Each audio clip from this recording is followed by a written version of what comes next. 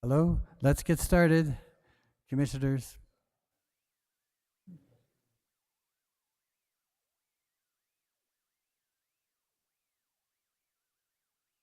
Oh, I got to pull out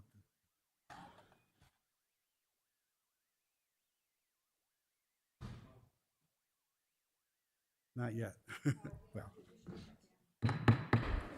let's call the meeting to order. Can we have a roll call? Commissioner Anna Hamilton. Here. Commissioner Justin Green. Here. Commissioner Anna Hansen. Present. Commissioner Camilla Bustamante. Present. And Chair Hank Hughes. Present. Thank you. Let's stand for the Pledge of Allegiance.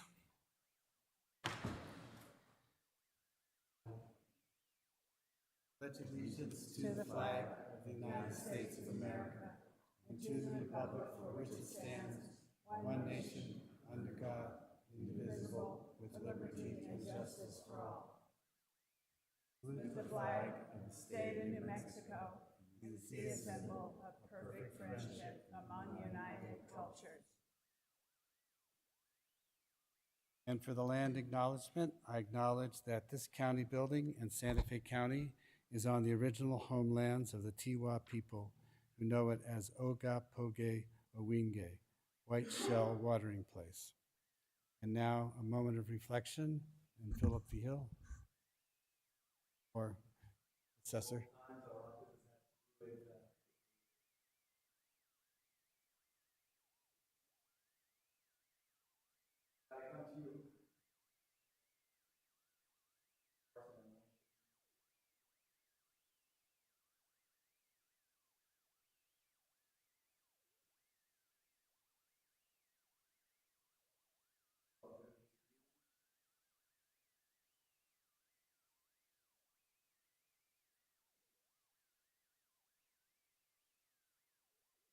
And Commissioner Hanson. Yeah, I would just like to mention and remember Dr. Zhao, who many of us have seen throughout the years. He was a Chinese acupuncturist who was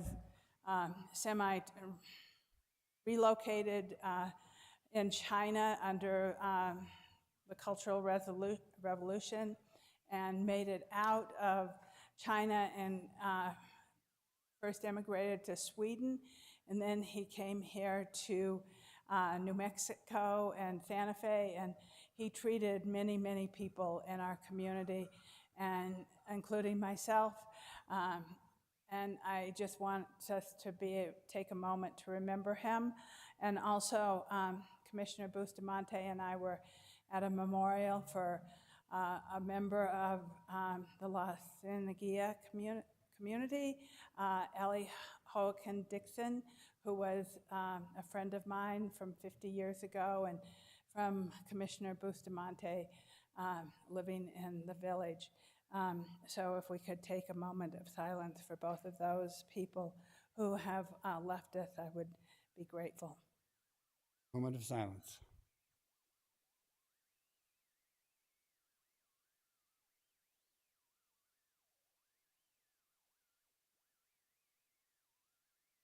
Very good.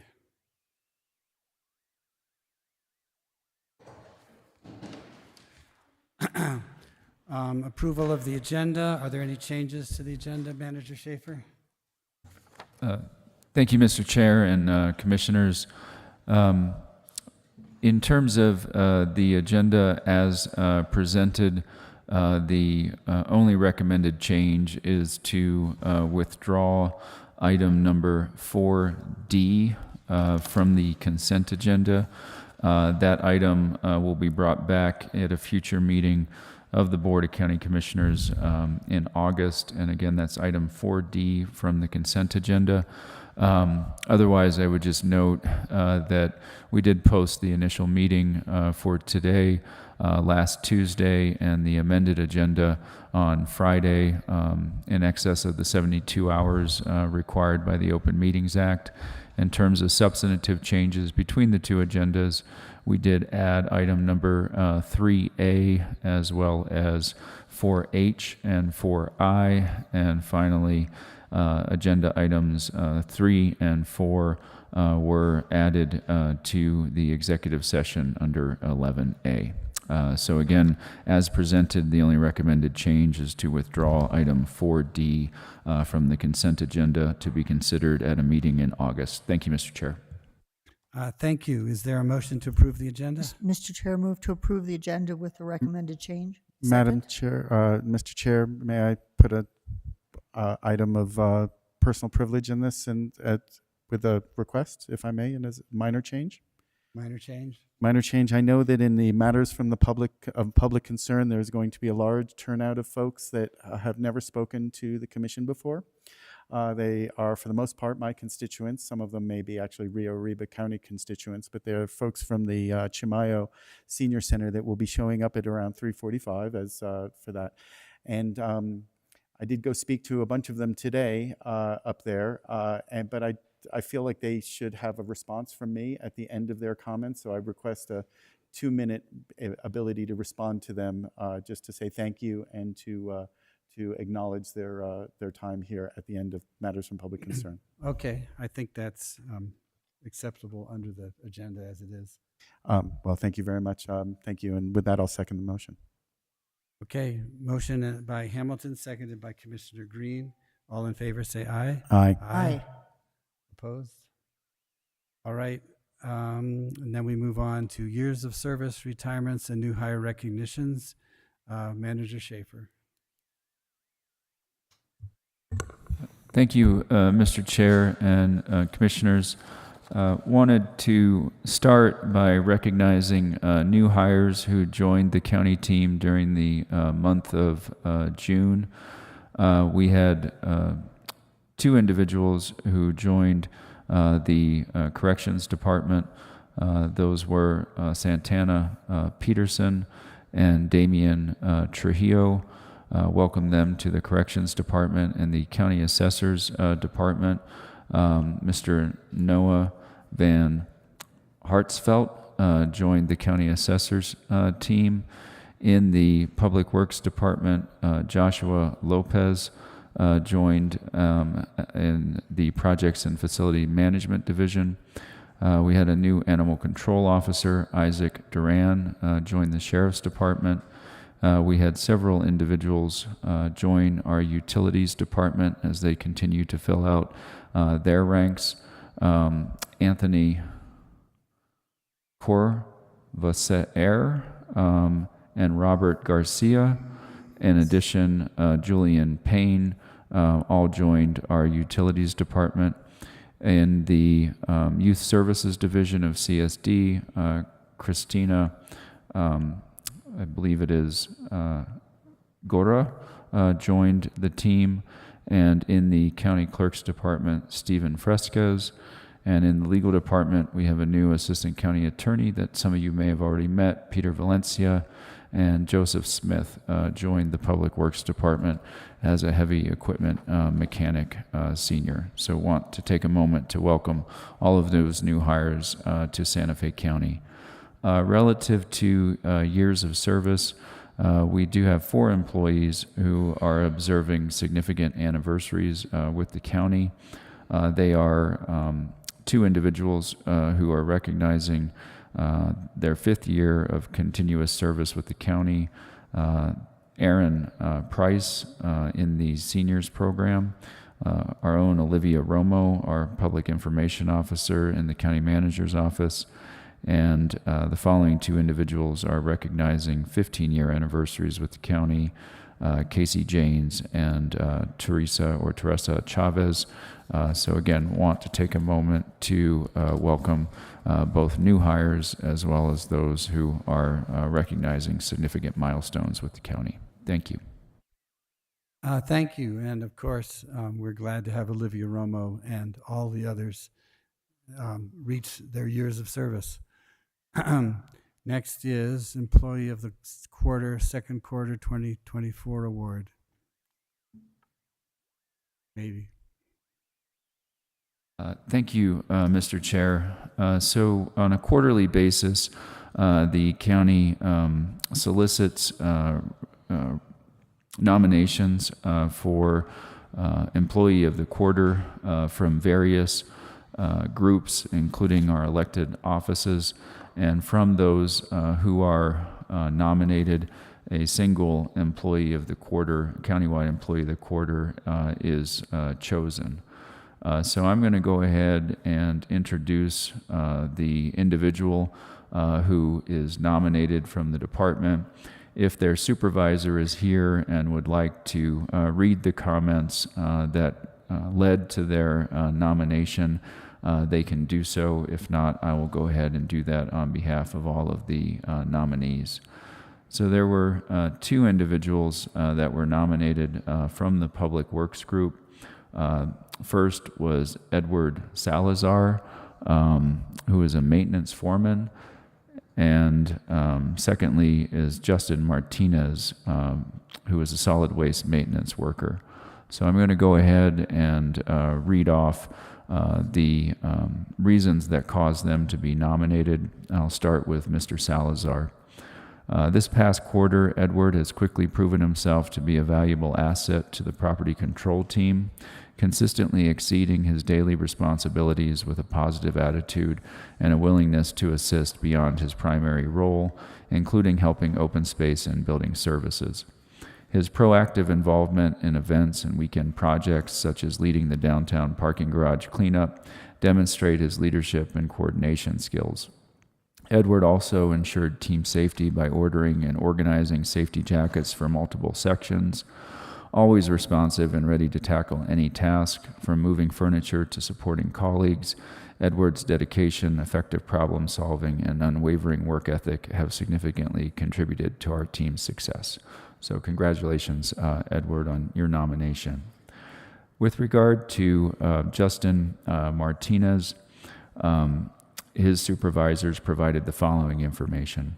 Justin has proven to be an exceptional team member, consistently volunteering to cover for absent caretakers, delivering fuel to all collection centers, and picking up trash on Good Friday for the pilgrimage, earning numerous compliments for his efforts. Justin's proactive attitude is further highlighted by his involvement in improving job descriptions and his follow-ups on collaborative projects, always going above and beyond what is expected. Justin has demonstrated outstanding leadership and dedication, even canceling his time off request to support special events. His supervisors hold him in high regard, recognizing his significant contributions and commitment to excellence. So congratulations to Justin Martinez on his nomination. Finally, the third nominated employee for Employee of the Quarter is Jason Dixon from the Information Technology Division, and more specifically, he works in the Public Safety IT group as its supervisor. Jason played a crucial role in the successful relocation of the Regional Emergency Communications Center for the Santa Fe County Public Safety Division. Demonstrating exceptional dedication and leadership, he coordinated extensively with stakeholders, including local governments and vendors, and collaborated with the State Department of Public Safety to ensure critical service continuity. Despite the project's complexity and significance, Mr. Dixon dedicated countless hours working after hours and spent over 18 hours on site during the critical relocation phase to ensure a smooth transition. His dedication to public safety and professionalism is evident. He takes a hands-on approach and pays close attention to detail to eliminate potential errors. So those are the three nominations for Employee of the Quarter.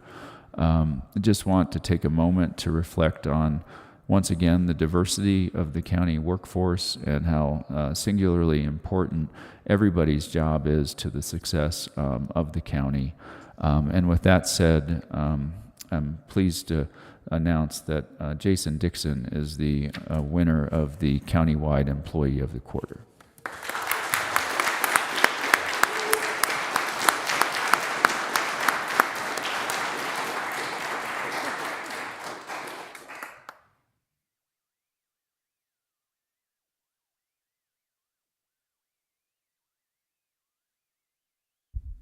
picture? Please, I think that would be appropriate for all of the nominees who are winners as well, and Mr. Dixon. So if everyone who is present, Edward and Jason, please come forward for a picture. Thank you.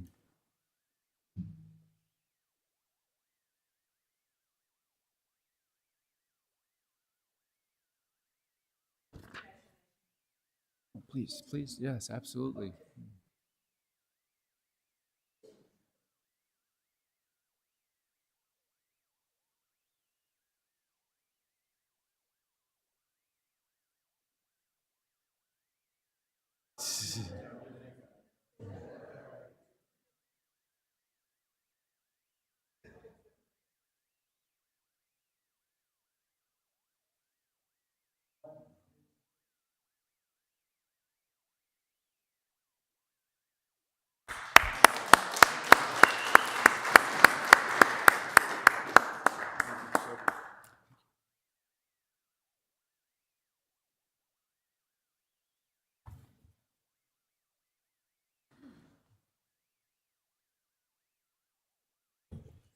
All right, we're ready to approve some minutes. Request approval of June 25th, 2024 Board of County Commission meeting. Mr. Chair, move to approve the minutes. Motion by Commissioner Hamilton, seconded by Commissioner Hanson. All in favor, say aye. Aye. Opposed? How about request of approval of June 28th, 2024 special meeting minutes? I move to approve June 28th, special board meeting minutes. Second? Motion by Commissioner Hanson, seconded by Commissioner Bustamante. All in favor, say aye. Aye. Opposed? That passes. Let's move on to consideration and proclamations, commissioner resolutions, or recognitions. So we have a resolution to support the City of Santa Fe Film Office in its quest to be chosen for the Sundance Film Festival. Commissioner Hanson. Thank you, everyone. So I brought this resolution forward because I really, after 7.5 years of being here, I wanted to recognize all the hard work that Jen Labar Tapia has done for this county.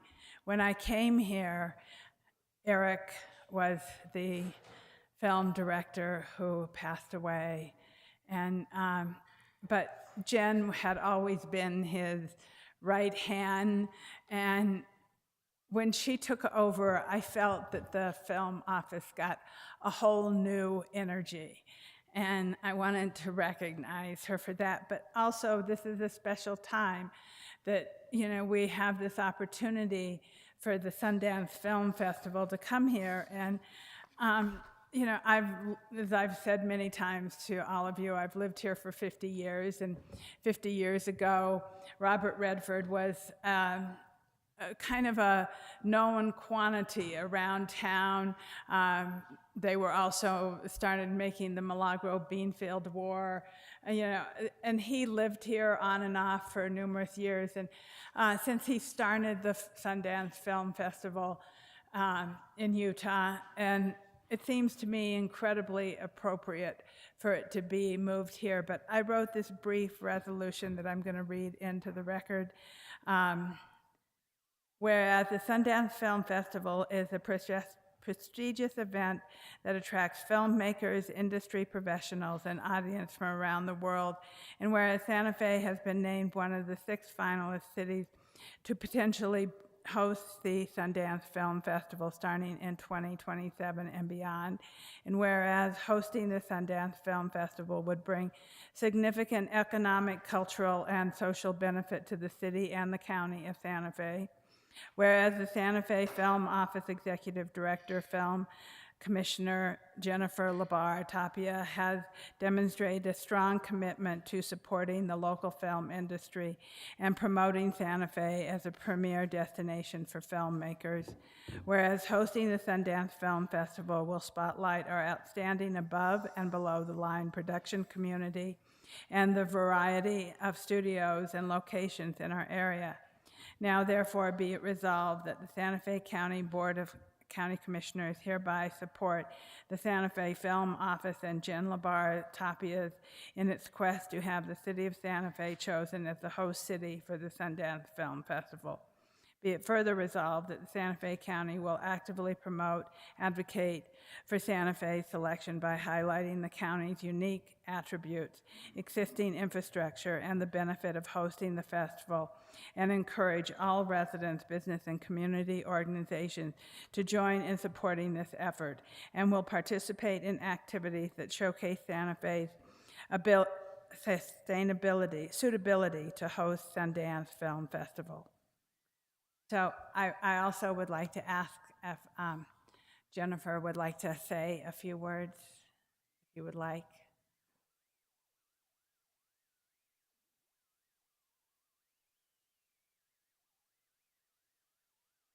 Thank you, Mr. Chair. Thank you, Commissioner Hanson, Jennifer Labar Tapia, Santa Fe Film Office Commissioner. As you know, the Santa Fe Film Office is a joint city-county office. It's something that's worked very well since its inception, since 2016, representing the whole Santa Fe region in film production. And with the opportunity to potentially host the Sundance Film Festival in 2027 and beyond, we saw the need to jump on this opportunity. It started back in probably May with 90 cities that were being considered, and we just kept making the cut as we were going through the process, and Santa Fe has now made it. We are one of 6 cities that are in the finals. The other cities they are in contention is Atlanta, Cincinnati, Louisville, us, Boulder, Colorado, and of course to maybe stay in Utah. So their contract expires with Park City. They've been there for 40 years. The contract expires end of 2026. So the festival, should it move, will be in a new home in 2027. The contract would be about 10 years. We have been working diligently with the committee, with the selection committee. They are coming soon to see Santa Fe firsthand. It's going to be a quick trip. They want to see a whole lot of stuff in under 24 hours, so we are preparing for that. It's been a collaborative effort from the federal level with the support of Senator Ben Ray Lujan's office, and Congresswoman Teresa Ledger Fernandez has been instrumental in their support, along with the governor's office, the State Economic Development Department, the State Film Office, as well as City of Albuquerque, and of course City of Santa Fe and Santa Fe County. So it's definitely taken a lot to get to where we are today. So having everybody's support to be a part of this has been instrumental to get us here. And I just want to point out that to have the Sundance Film Festival, it's one of the most prestigious film festivals in the world, and to have it in our own backyard would be a huge lift to Santa Fe and to our film community. I'm looking at it as not only an honor to host the festival here, which will remain in January, so it's a good time of year for us to host something like this, but then also for our film community, how wonderful to have it in our own backyard and our own filmmakers be able to have the world come to them, because the world is coming to the festival. And so these individuals that are already making Santa Fe home and making New Mexico home and having their careers in the film industry or one way or the other, and all these creatives coming into Santa Fe for 10 days and making those connections, and then hopefully with those connections, those future projects will be made in Santa Fe. So that's where I'm looking at it from too, not just the honor of having them here, but how it's really going to boost our local filmmakers.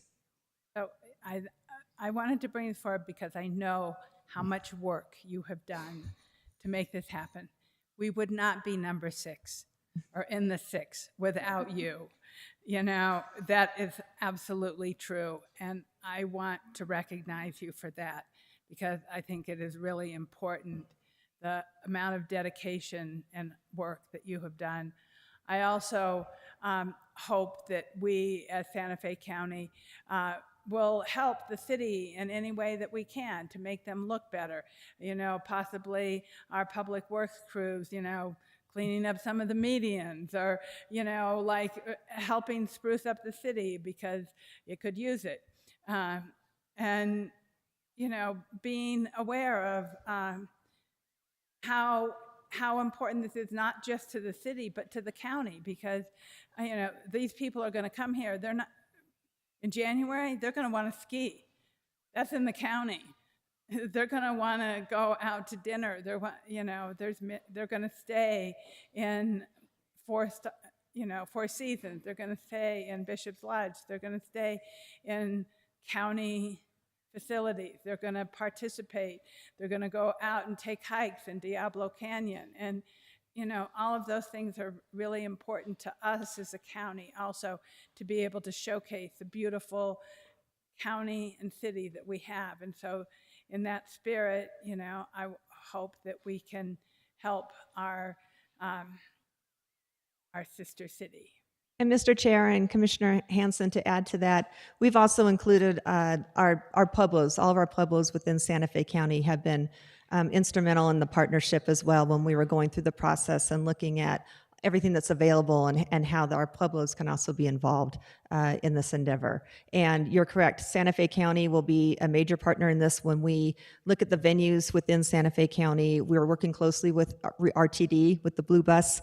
They have committed to doing a nonstop route between Buffalo Thunder, the Opera, and downtown. And so we're working closely with RTD to help with that public transportation in northern Santa Fe County. So definitely Santa Fe County has a huge role in this, and to have that partnership, again, is instrumental Right. to the All success. hands on deck.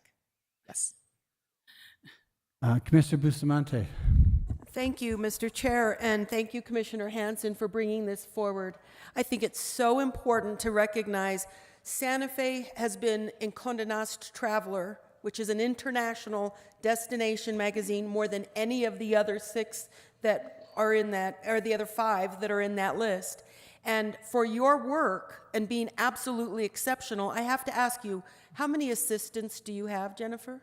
I'm an office of one. I think so, right? And you were working with who as his assistant before you ended in this position? So affectionately known as Mr. Film, it was Eric Witt, who suddenly passed away last year. He left the office. He was hired to create the office in 2016, and he left the office in 2019, and that's when I took over as commissioner. You have been doing a job above and beyond what anyone has done, with no disrespect or shade on anyone else who's been in this position. The attention that we've had in the last number of years since you've been doing this work is incredible. And we are not comparable to any other town in this city or anywhere else in this country. And we're right on the top of the list with many international places to be. Thank you sincerely for your good work, because you have been the champion, the largest cheerleader for what it means to have film in Santa Fe and Santa Fe County, and that cannot ever be overstated. So I'm sincerely grateful for the good work that you've done, and I think that even the fact that they're acknowledging this at this time, that they might even think of Santa Fe, has to do with your good work. And I mean that sincerely, and grateful for Commissioner Hanson's bringing this forward. So I want to make sure I don't stop and get the chance to say thank you. I think it's important, and I'm so grateful for your good work. Thank you. Thank you, And, Commissioner. then on that point, I think Jen needs an assistant. Concur? The job's posted, and we'd encourage everybody who wants to apply to do so. Thank you. Thank you. Commissioner Green. Thank you, Mr. Chair. Thank you, Commissioner Hanson, and thank you, Jennifer. Actually, my connection to the film industry actually starts with Jen Labar serving when she took leadership Santa Fe with the Lieutenant Governor of Tesuque Pueblo, who was serving as the ex officio on the Tribal Development Corporation, Roman Duran. He came back to the Tribal Development Corporation with a idea for what to do with Camel Rock Casino when we were decommissioning the casino. And he said, I'm serving with Jen Labar, and she came up with this idea, and I don't know, what do you think? And we said, wow, that's actually the best idea we've heard. And now, because of Jen's idea and a little bit of, cojones from our board, we were able to set up the first indigenously owned film studio, as far as we know, in the world. And it's here in Santa Fe County, in District 1, on tribal land, and Jen came up with that. And so I want to give you recognition for that as well. That is pretty amazing, right? And we owe you a debt of gratitude for being a pioneer in that space. I also have a connection to a little bit more of Sundance in that one of my first development projects as a real estate developer, I sold a unit to Jake Eberts, who was one of the co-founders with Robert Redford of the Sundance Institute, and Santa Fe was near and dear to him. And Jake has passed on now, but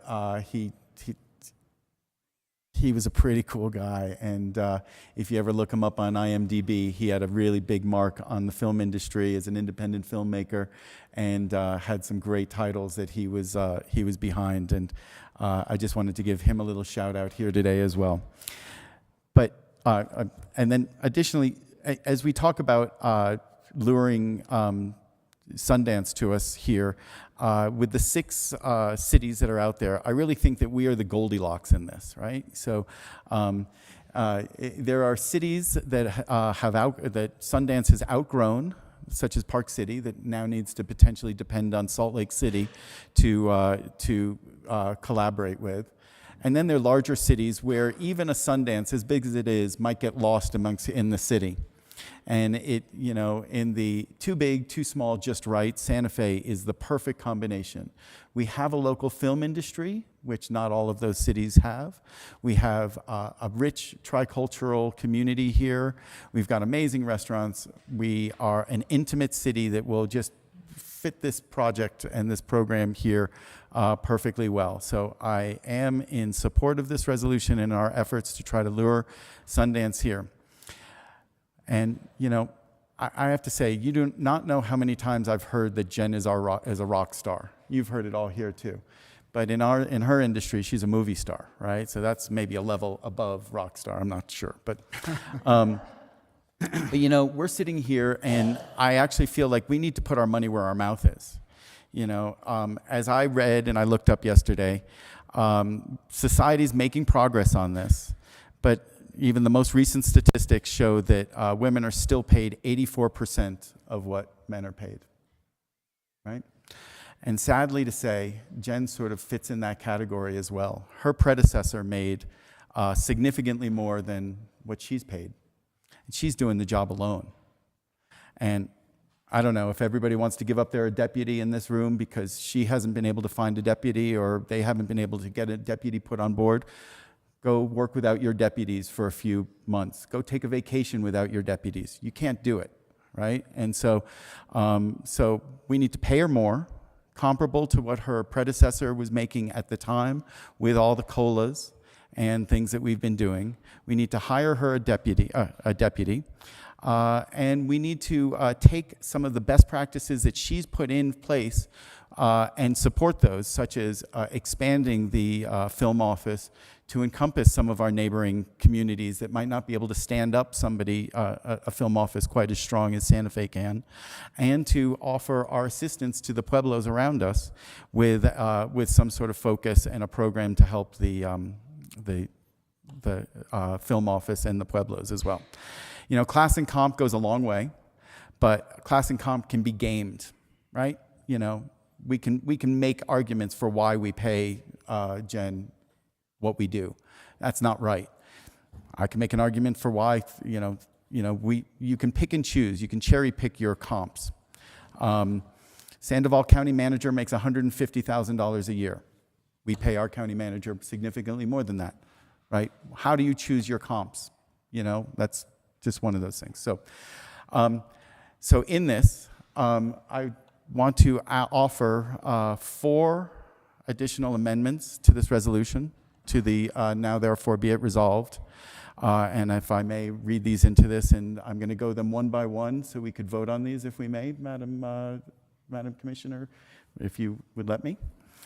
Item 1, that we would direct the county manager to match the compensation of the director of the Santa Fe Film Office to equal that of her predecessor, and to include This is inappropriate, Commissioner. This is well beyond what falls within the authority of the board under the Code of Conduct. So I would really caution you to take a step back before you potentially become the subject of an ethics complaint. We can talk about these issues. I'm committed to pay equity. That was a component of the comp and class, But I do want to caution you that I think you're about to step over a line. I wish we would have talked about this before today's meeting. Thank you. This was a late addition to the agenda, so my apologies if that is not appropriate. However, I do think that we need to be paying her adequately because this is, we do this in collaboration with the city of Santa Fe, and numbers of people, both on the, from the city and from the associations that we work with, have reached out to me to support Jen's position with us. I will pull this back, but I really hope that our board makes it apparent that we are in support of Jen and that she's doing amazing work. Thank you, Jen. And good luck Thank you, with Mr. Chair. and Thank good you, luck with Sundance. Commissioner. And if I'm going to be a movie star, I think I need to up my Botox. Just saying. You don't need an ounce of it, so thank you. Thank you. Yeah, thank you for the presentation and for the support, and we look forward to the tour on Thursday. And we agree that Santa Fe is incomparable. No place like Santa Fe, and they'll see that too. And Thank you. Want to make a motion on the agenda? yes, so with that, I would like to ask the county commission to pass, approve, and adopt on the 30th day of July this resolution to support the City and County of Santa Fe Film Office and its quest to have the City of Santa Fe chosen as the host city for the Sundance Film Festival. And I'll second that. Okay, we have a motion by Commissioner Hanson, seconded by Commissioner Green. All in favor say aye. Aye. Any opposed? Passes unanimously. Thank you. Thank you, Jen, you. for everything and all your hard work. And just know that the board is here to support you. Thank you all. Mr. Chair, I'd like to provide that resolution number. Yes? It is 2024-093. 093. Okay, and we will move on to the consent agenda. However, removing item D, are there any other items that people want to remove to discuss? Mr. Chair, I'll move to approve the consent agenda with the removal of item D. Second. Okay, we have a motion by Commissioner Hanson, seconded by Commissioner Hamilton. All in favor say aye. Aye.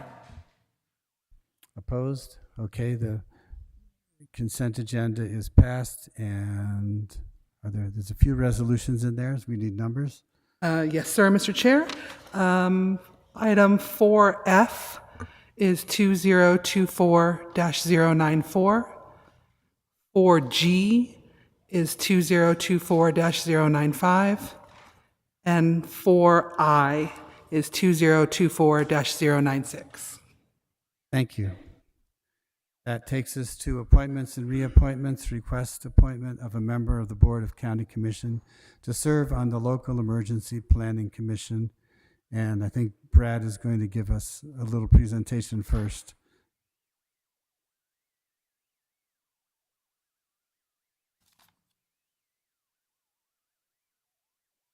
Thank you, Mr. Chair, Commissioners. I'm excited to bring this item forward and request the appointment of one county commissioner to serve as a voting member on the Local Emergency Planning Committee. This is really an important step in the establishment of our LEPC. A little background, the Federal Emergency Planning Community Rights to Know Act, known as EPCA, or more commonly SARA Title III, established in 1986. It calls for the establishment of a State Emergency Response Commission, or CERC, and LEPCs. The CERC has been tasked to appoint LEPC members and supervise LEPC activity. LEPCs are responsible for many different functions throughout the county and throughout the jurisdiction, most importantly related to hazmat, hazardous chemicals, including the creation of a hazardous materials plan. By way of background again, Santa Fe County staff, my department, has been working hard to support the CERC in establishing an LEPC and a county planning district. More specifically, we have drafted proposed bylaws, which are in the draft form, which identify entities proposed to have voting and non-voting representation on our LAPC. We did seek guidance from the state CERC when interested citizens expressed concerns about this provision of the bylaws, and including the BCC approval of said same bylaws.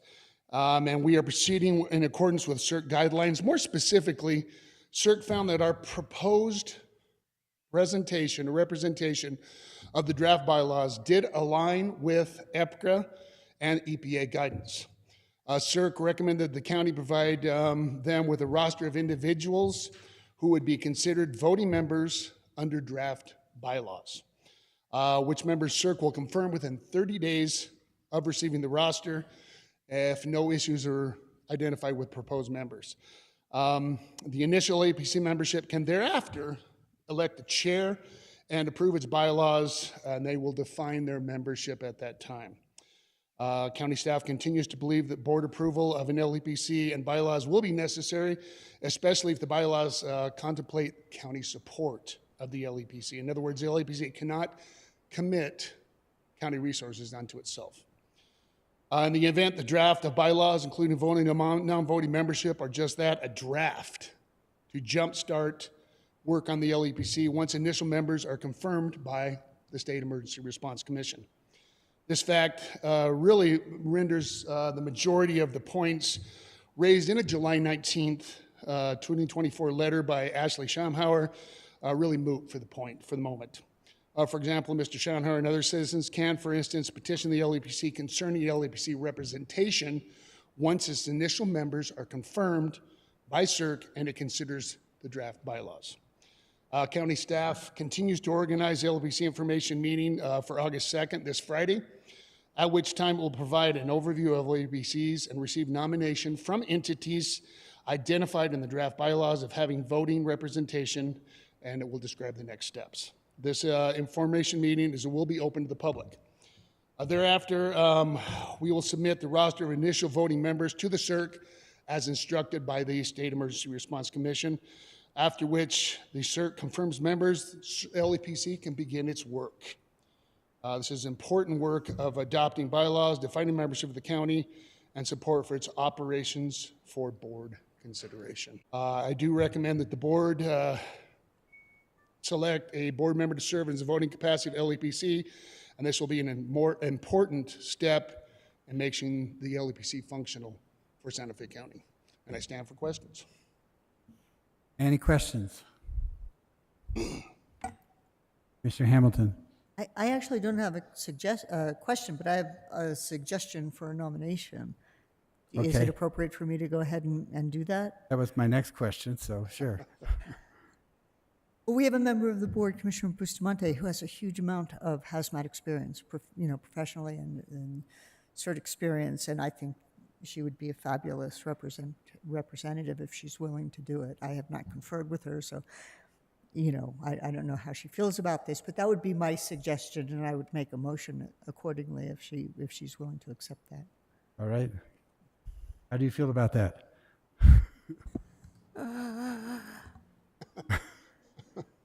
I'll take that as a yes. I'll second that. Fine. I appreciate the confidence.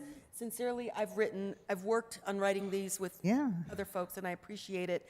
And I'll tell you, I wouldn't do this if I didn't have the sincere trust that there is a good model in place, someone who's done this work. It's not going to be a heavy lift on those who are going to be supporting the good work that's going to be done by staff. So I am welcome of this nomination, given the expertise that's presenting this. So thank you. I need a second. I seconded, but that's fine. I'll second. Okay. All right. I think we know how the vote's going to go. Motion by Commissioner Hamilton, seconded first by Commissioner Green. All in favor say aye. Aye. Aye. Okay, you have Commissioner Bustamante as your representative for us. Fantastic. Thank you, Mr. Chair. I appreciate commissioners. We really look forward to establishing an LEPC and getting to some really important planning elements for our community that we all love. Thank you. Thank you. Thanks. Okay, that takes us to 6A. Request approval of memorandum of understanding between Santa Fe County and TWG Development LLC for the 4% and 9% tax credit phases. Jordan, you're going to explain that to us? Yes. Yes, thank you, Mr. Chair, members of the board. Good afternoon. The item being presented here today are two. Jordan, would you please speak closer to the mic? I can't hear you. Yes, Commissioner. Is that a little better? Yeah. Thank you. The items being presented today are two memorandums of understanding with TWG Development, one for a 4% low-income housing tax credit project and one for a 9% low-income housing tax credit project at a site owned by the county that the board is aware of as the Nueva Sequia development site on Camino de Jacobo. In November of 2023, the county issued a request for proposals, RFP number 2024-106 HABT, and the intent of this RFP was to identify a private or nonprofit development partner to aid the county in the construction of a tax credit project on the Nueva Sequia site. As part of that RFP, the county received 5 proposals, and pursuant to the county's Developer Assistance Program, those proposals were reviewed by the Developer Assistance Review Committee, and TWG was selected as the final development firm. As proposed, TWG is proposing 2 separate projects on the site, the first being a 4% tax credit project of about 105 units with a designation for families, and a 9% project of about 53 units with a designation for seniors. Both of those projects would have a 20% set aside for special needs housing. As is in common practice when local governments form these relationships with private developers, it's usually a 2-step process in terms of developing that partnership agreement. And the first would be entering into a memorandum of understanding, which outlines the general partnership terms and roles of responsibilities of the county as well as of the development partner. Beyond that, once tax credits are awarded, the second step would be to enter into a full development agreement, because once the credits are awarded, now the project is actually financially viable and we can move forward to that step in the process. We are in a position now where staff are proposing to enter the first part of that process and execute these MOUs with TWG. And really these MOUs do 3 things. First, it solidifies TWG as our development partner for this project. Secondly, it sets forth general terms of an agreement between TWG and the county for these projects. And thirdly, it allows TWG to begin to invest both human and capital resources in terms of compiling and packaging the tax credit applications that will need to be presented to the Mortgage Finance Authority in early 2025. Some high-level overview of the MOU. The MOU does discuss a ground lease whereby the parcel, which is currently owned by the county, would be leased to TWG for a nominal fee for a long-term ground lease. The parameters of that are really in relation to the tax credit application, as having a local government donate the land, and of course this ground lease would be considered a donation, would provide a preferential consideration for the application. In addition, TWG has agreed to keep on board some local contractors that are familiar with the tax credit program in the state of New Mexico. Project Moxie is our tax credit consultant. They will continue to work on this project. And TWG has also agreed to keep Autotroph Inc., the architect that did the initial schematic design, on board, so we can leverage their design and expertise, both with tax credits, but specifically development in the Santa Fe area. In addition, pursuant to the MOU, TWG has agreed to provide all financial guarantees and construction guarantees for both phases of the project. And one of the more significant items is the developer fee split. As it's proposed in the MOU, TWG would receive 75% of the developer fee, whereby the county would receive 25% of the developer fee. And really the splits in relation to fees are really in relation to risk taken on by the development partners through the pre-development phase. The last item I would like to mention, specific to this MOU, is in relation to the right of first refusal and option to purchase. Both of those are different ways that would allow the county at year 15, which is the end of the tax credit compliance period, to purchase the property. And it's my understanding that at that time, should the determination be made to purchase the property, the county would be able to purchase for the remaining debt service on the project at the end of that year. And in that circumstance, the value of the asset is going to be likely much higher than the remaining debt on the project. But that is written into these types of projects to ensure nonprofits or housing authorities, governments that are mission-driven, have the ability to keep the projects affordable and take them under ownership and keep them in their housing portfolio for an extended period of time. So with that, I would conclude my presentation and stand for any questions. And I will also mention that Director Paul Olofsson, Jen Lopez with Project Moxie, and Dan Pick, our tax credit attorney, are here to answer any questions as well that I might not be able to answer directly. Any questions? Mr. Green. Thank you very much. Thank you, Dan, Jordan, and Jen, and Dan, and Paul, and the whole team working on this. This is a very complex thing, right? And this is the first time we've kind of gone through this big of a project. And having the expertise and the knowledge that we need the expertise is a pretty enlightened thing. So good job to get the team put in place. In terms of the buyback, is there a set price in 15 years? How does that work? And is there an actual, are we going to be required to buy it back in 15 years? Yeah, Mr. Chair, Mr. Green, I would defer to Dan Pick on that question. Thank you. Commissioner Green, it is an option, so you're not required to buy it back, and the price is essentially the assumption of any debt on the property. So. And is that a one-time thing, or is it a rolling option that, you know, hey, Santa Fe County can't do that this year, or the Housing Authority can't do it this year? Can we defer for a year or 2 or 3? Is there a negotiation? There will be a 2-year window, typically, 24-month window after the 15-year compliance period. Great, thank you for clarifying that. And then, do we know kind of what the debt would be at about that time? I mean, we don't have an amortization table right now. Commissioner Green, I won't throw a number out because you get in trouble if you throw numbers out. Okay. But Yeah, you I know, if you understand. think about the way these are structured, the debt is usually, you know, on the 4%, maybe it's 50% debt, and then on the 9%, it'd be, you know, 25% debt, something like that. But it's an incredible opportunity. This doesn't happen without intentionality, and it started when we started working with Bill on the RFP. So we were. This is my favorite part of the whole thing, is that you can end up with these assets. So it's a great opportunity. I agree. I really appreciate all this work. I think when we get to that point, when a number does become clear, right, so that people can start to put it on their, you know, it'll be long past all of us, our service, but hopefully Santa Fe County will still be here, and this project will be something that we should look forward to assuming and be ready for it. Thank you very much for putting this together. Mr. Yes, Hanson. I'm very happy to see this being moving forward.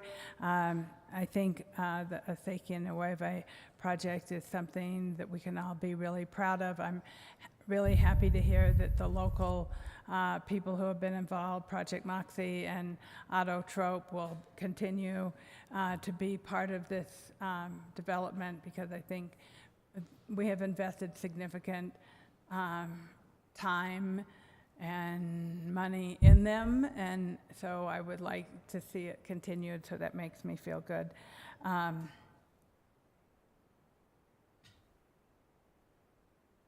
Otherwise, I would basically like to make a motion, unless there's, so I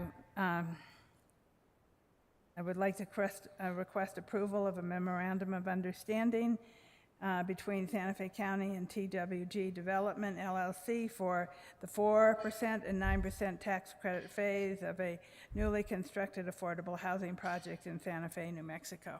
And I'll second that. Before we vote, I have one question, very simple question. Have we given any thought to who would be the social service provider Mr. Chair, we have, and there have been some preliminary discussions with the LifeLink as part of that process. And so actually, when we submitted the grant applications for Federal Home Loan Bank, part of that was the services provision of the set-asides that we did. So we have had those discussions. I think that is still an option, and those discussions will continue. But we can also explore other options if there's something that the board would like us to take into consideration. Okay, I'm sure you realize the social services are key to keeping the set-aside special needs apartments, so Absolutely. makes that a success. Okay, motion by Commissioner Hanson, seconded by Commissioner Green. All in favor say aye. Aye. Opposed? Okay, that passes. Thank you.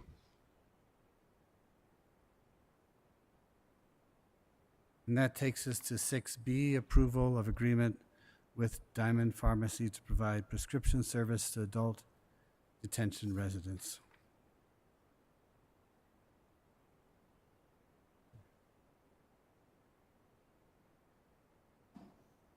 Bill Taylor.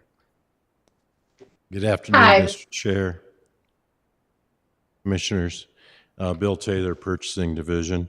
We're here before you to ask approval of a contract number 2024-0145 for the Corrections Department with Diamond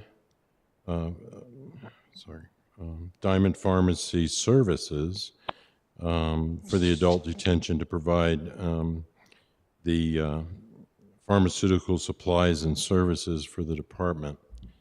The county issued an RFP. We received 3 proposals. Diamond Pharmacy was selected by the committee, and I'll stand for any questions regarding the services and the procurement.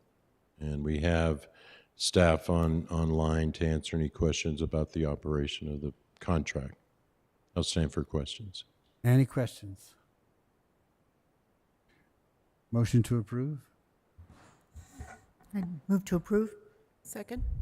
Motion by Commissioner Hamilton, seconded by Commissioner Bustamante. All in favor say aye. Aye. Any opposed?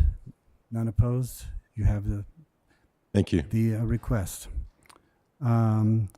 C would be next, request approval of agreement to provide bilingual parenting program for a 4-year term and total contract sum of $400,000. Thank you, Mr. Chair, Commissioners. This is a contract with Cerna Solutions. We did issue an RFP for services.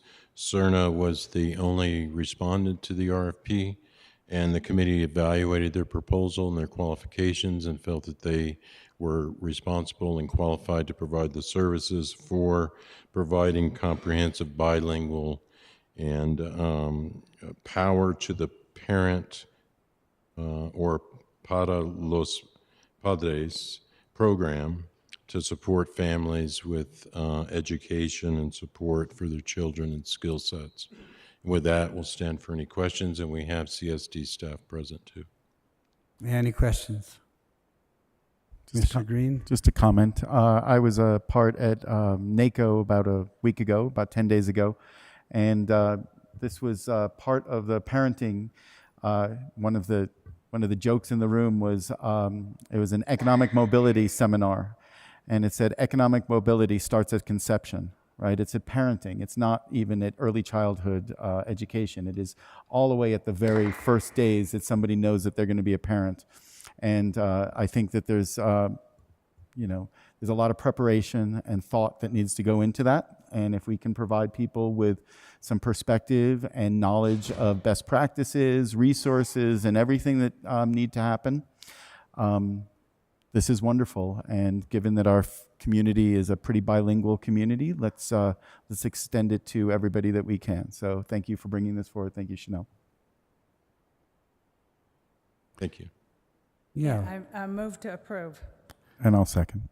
Motion by Commissioner Hanson, seconded by Commissioner Green. I'd just like to say I would like to hear how this goes when it gets started and what the progress is made, what success there is. All right, all in favor? Aye. Opposed? It passes. Thank you. Thank you. And that takes us to 6D, request approval of agreement number 2024 between County Utility Line Extension and Delivery Agreement between Santa Fe County and Essentia Holdings. Good afternoon, Chairman, Commissioners. Paul Coman, Santa Fe County Utilities. Before you is the ULITA and the memo regarding the Essentia project, which was approved conceptual plan back in 2022. It's a 277-acre development, and they're looking for 154.97 acre-feet of water, all-inclusive. The project is located, just probably best off telling you, if you head down Sirius Road under I-25 and you turn into Great Britain for a while where you're driving the wrong side of the road, and then take a left at the Allsups back in that area, that's where the project is located. Rather large project, biggest one that I've seen in my year here with the county as utilities director off of Vista del Monte. This particular development includes both water and wastewater. This is about the water. I just want to mention that on the wastewater side, this developer has invested significant amounts of money and is committed to the county to provide the design and also construction of a wastewater line leading to our sewer interconnector project, which really helps us as the county. They're paying for that basically. So a big investment in their part in addition to this, this development. So I stand for any questions. Any questions? Mr. Green. Thank you very much. This is 700 homes, and I think my understanding is that 0 would have additional accessory dwelling units, almost by their design. And again, I think we're starting to miss the opportunity. If we're building 700 homes, it would be wonderful if some of these could have multi-generational homes, homes for workforce, home for small businesses, or units for small businesses. And I think one of the issues that is, to my understanding, is that an ADU is treated like an individual lot. And there's a penalty, basically, for a small unit. If an ADU is 500 square feet, it's treated the equivalent of a 6-bedroom home. And I think we need to adjust that. That's just a comment for us to sort of start looking at the SLDC so that we can have the right type of housing mix that's put out there. But 700 homes, while wonderful, I think are targeted at kind of the wrong demographic. I'd be interested to see who buys these homes and what their zip code was prior to purchasing them, because I would bet that a good number of zip codes that they came from and cell phone numbers were from out of town, people downsizing to Santa Fe and not necessarily targeted at our workforce. But we shall see. Let's get these out of the ground. Okay, understood. Thank you for your comment. Mr. Hanson. So am I under the understanding that these people are still paying the previous water right? Yes, Commissioner, Chairman and Commissioner Commissioner Hanson, pardon me, exclusively. The issue at hand is that the developer is going to pay for part of it. We are right now finalizing the invoicing for this development. Of course, they can't make payment until the board approves the ULITA, but not all of this 155 roughly acre feet per year is going to be paid for. I'm looking at maybe a third to a half of it they're looking at paying for now at this time prior to the increase.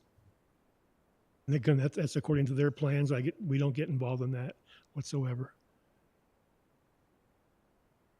So if we approve this now and they buy half their water rights now, then when they buy the second half, they'll be at the new rate? That is correct. Yes, ma'am. Okay.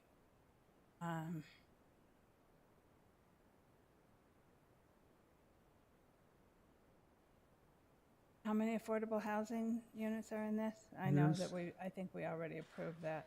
Yeah, it's a minimum of 15%, I believe. I don't mean to speak for growth, but I believe a minimum of 15. And just off the top of my head, 41, 80, 100, 120 roughly affordable, if I total those up properly. 120 affordable lots. Okay. Thank you. Yes, ma'am. And my understanding is that when they presented it, they hadn't really decided what the multifamily part would be. Have they decided on townhomes or condos or very small houses in the middle there? Yeah, I don't know the exact answer to that, but in my interpretation of this, I see market rate lots, which I would assume to be single-family homes, and I also see 200 of those as multifamily dwellings. Yeah, and I see Jen behind you. Maybe she knows the answer. Oh, sure. Wow, I'm not used to having to lower the microphone for somebody else. Good afternoon. I'm Jennifer Jenkins with Jenkins Gavin. I represent Essentia Holdings. So the housing types are actually we're doing, in addition to kind of traditional single-family detached, we're doing townhomes, and then we're also doing the multifamily. So it's really going to have a really nice, diverse mix of housing. The multifamily, that is still in process. It's a later phase of development, but we are looking at a couple of options for. It's probably going to be more of a build-to-rent type product as opposed to traditional apartment homes, but it will be rental product for a multifamily type user. Okay, thank you. You're welcome. Any other questions?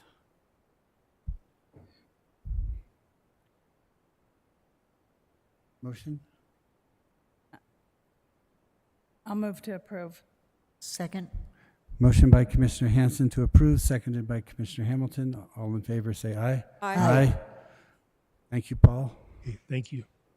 And 6E is a resolution to amend 2023-067 to replace the El Rancho Senior Center with the Pewaukee Valley High School as a polling place.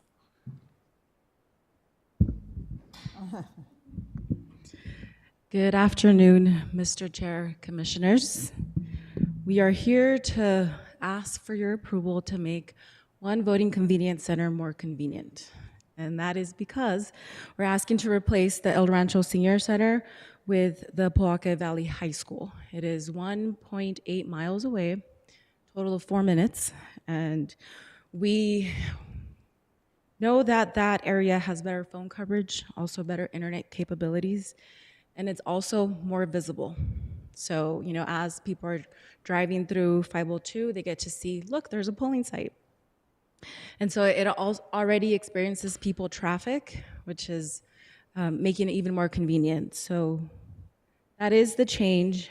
In addition, you know, as our office continues to improve and make sure that we are servicing our voters the best way possible, we are getting data.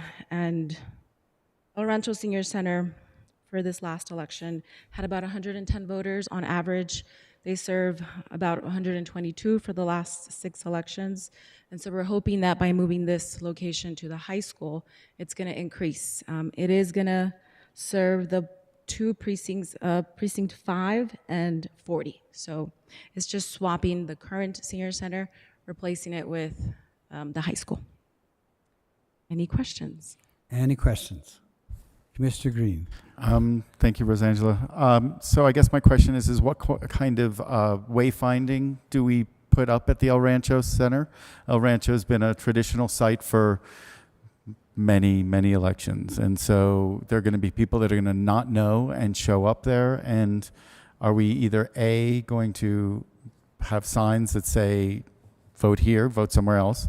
And B, are we going to provide transportation for the seniors that attend the El Rancho Center regularly that may say, wait a second, I come here to eat and recreate and vote?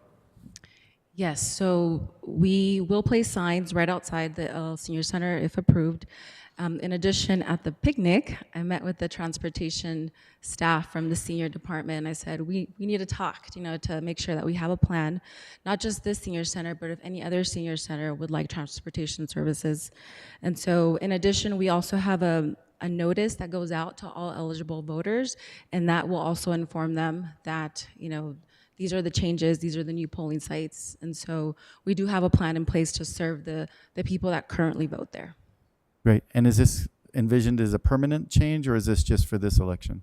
This will be just until 2025, so this election and then the next election. And then next year in June, we will come before you for a whole new plan for the next 2 years.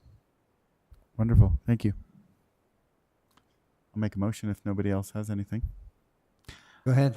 Thank you. I would like to make a motion to approve resolution, to amend resolution number 2023-067 to replace the El Rancho Senior Center with Pewaukee Valley High School as a polling place / voter convenience center within the consolidated precinct consisting of precincts 5 and 40. Second. Commissioner Green has made a motion, seconded by Commissioner Hanson. All in favor say aye. Aye. Aye. Opposed? No opposed. It passes. Now it is time for our 3:30 break. We will come back at 3:45 to directly to public concern and then to number 7. So it's now 3:30, so maybe come back at 3:41.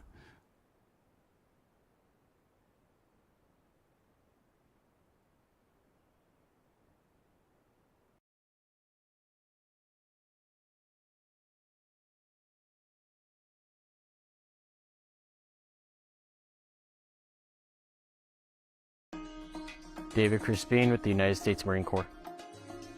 Jacqueline Beam, 519th Military Intelligence, U.S. Army. Matthew Hernandez, United States Navy. Keith Claxton, United States Navy. Paul Portillo, United States Navy. Robert Griego, U.S. Navy, Operations Specialist. Chris Oakley, United States Navy, United States Marine Corps, State of New Mexico Army National Guard. Melinda Medlin, United States Army. Norman Aragod, U.S. Army National Guard. Raven Nieto, United States Army. Oscar Martin Lopez, United States Marine Corps. Martin, United States Army retired. Valentino Baca, United States Marine Corps. Jeff Folgate, United States Air Force. Kenneth Quintana, United States Army, and as well as New Mexico National Guard. Combined service, 24 years.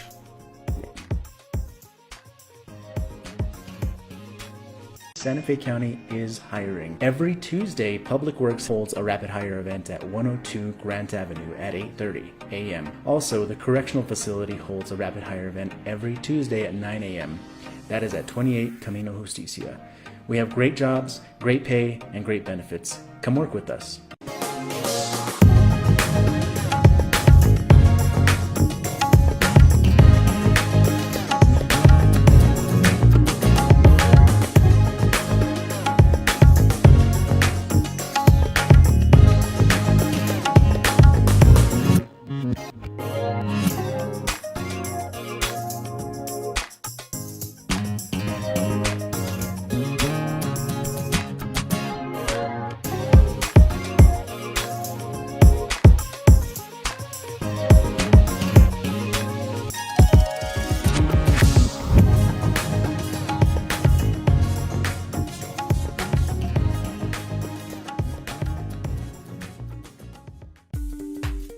Why do you work for Santa Fe County?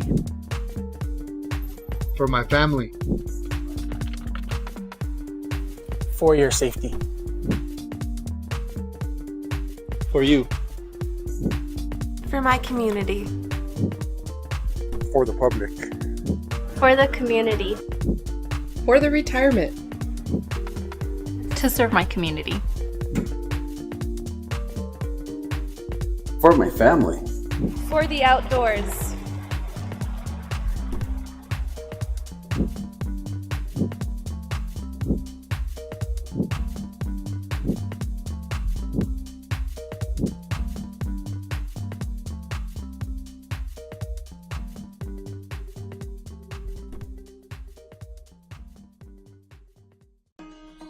David Crispin with the United States Marine Corps. Jacqueline Beam, 519th Military Intelligence, U.S. Army. Matthew Hernandez, United States Navy. Keith Claxton, United States Navy. Paul Portillo, United States Navy. Robert Griego, U.S. Navy, Operations Specialist. Chris Oakley, United States Navy, United States Marine Corps, State of New Mexico Army National Guard. Melinda Medlin, United States Army. Norman Aragod, U.S. Army National Guard. Raven Nieto, United States Army. Oscar Martin Lopez, United States Marine Corps. Martin, United States Army retired.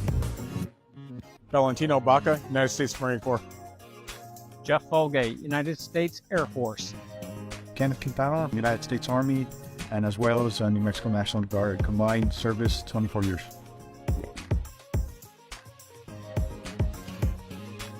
Santa Fe County is hiring. Every Tuesday, Public Works holds a rapid hire event at 102 Grant Avenue at 8:30 a.m. Also, the correctional facility holds a rapid hire event every Tuesday at 9 a.m. That is at 28 Camino Justicia. We have great jobs, great pay, and great benefits. Come work with us.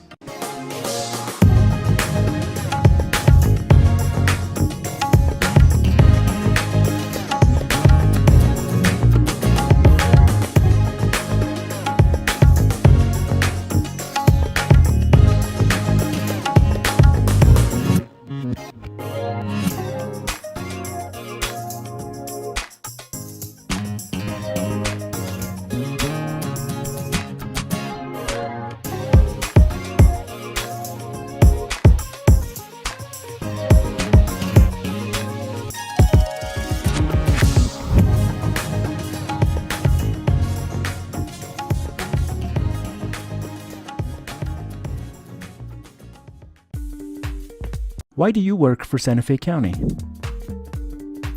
For my family. For your safety. For you. For my community. For the public. For the community. For the retirement. To serve my community. For my family. For the outdoors.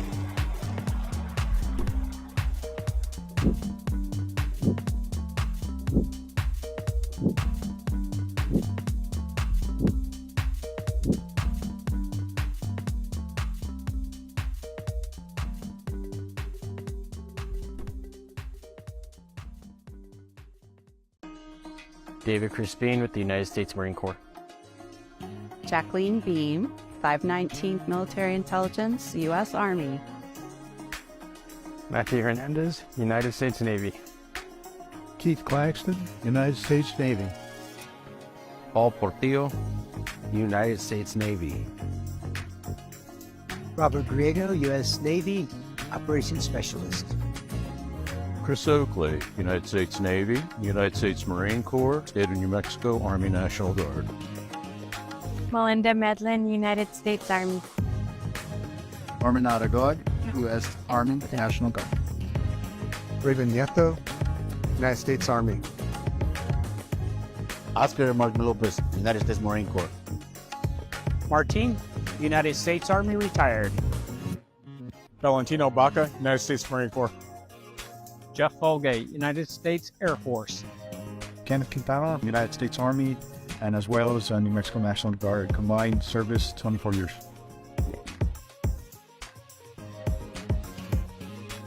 Santa Fe County is hiring. Every Tuesday, Public Works holds a rapid hire event at 102 Grant Avenue at 8:30 a.m. Also, the correctional facility holds a rapid hire event every Tuesday at 9 a.m. That is at 28 Camino Justicia. We have great jobs, great pay, and great benefits. Come work with us.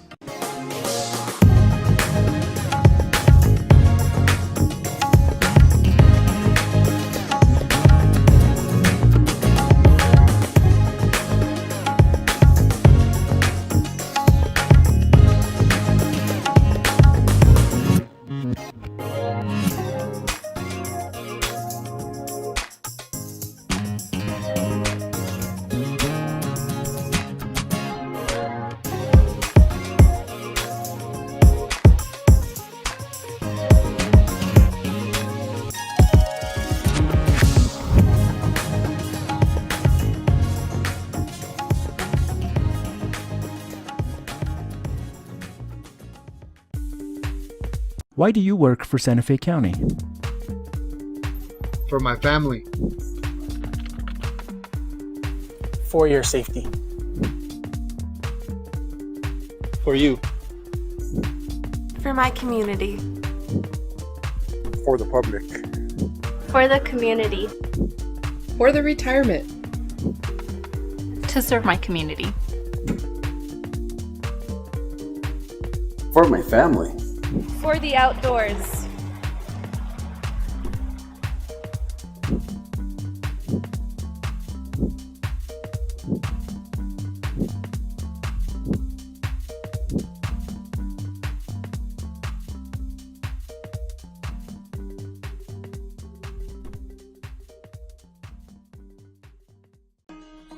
David Crispin with the United States Marine Corps. Jacqueline Beam, 519th Military Intelligence, U.S. Army. Matthew Hernandez, United States Navy. Keith Claxton, United States Navy. Paul Portillo, United States Navy. Robert Griego, U.S. Navy, Operations Specialist. Chris Oakley, United States Navy, United States Marine Corps, State of New Mexico Army National Guard. Melinda Medlin, United States Army.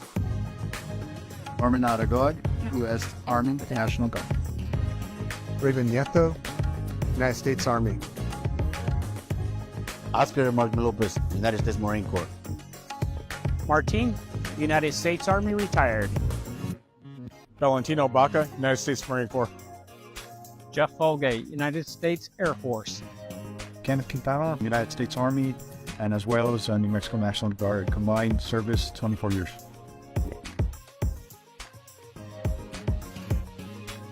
Santa Fe County is hiring. Every Tuesday, Public Works holds a rapid hire event at 102 Grant Avenue at 8:30 a.m. Also, the correctional facility holds a rapid hire event every Tuesday at 9 a.m. That is at 28 Camino Justicia. We have great jobs, great pay, and great benefits. Come work with us.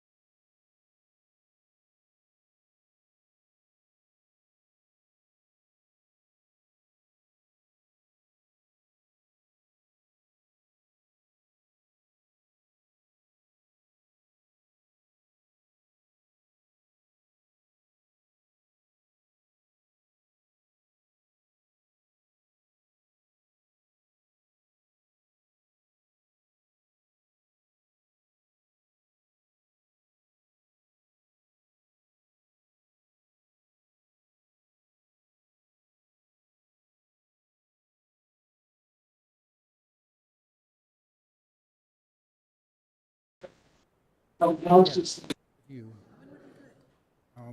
I don't know. We'll set it up after the meeting. Maybe. I just want to talk about the ICIP because I don't like it either. It works. I want to. Maybe there's some stuff in District 3 we can get on. Hello. Is this on? All right. Welcome back. We'll have matters of public concern next. Everybody can take about 3 minutes. We'll have a timer up there. We'll have those in the room. If you could come forward to the microphone and speak into the microphone, then your comments will be on the record. So go ahead, line up, or come forward. Mr. Chair, before the public comment, that last item on the miscellaneous actions, item 6E, had a resolution number. Yes. So just want to put that into the record. That resolution number is 2024-097. Thank you. Thank you. And we'll start a timer. Daniel?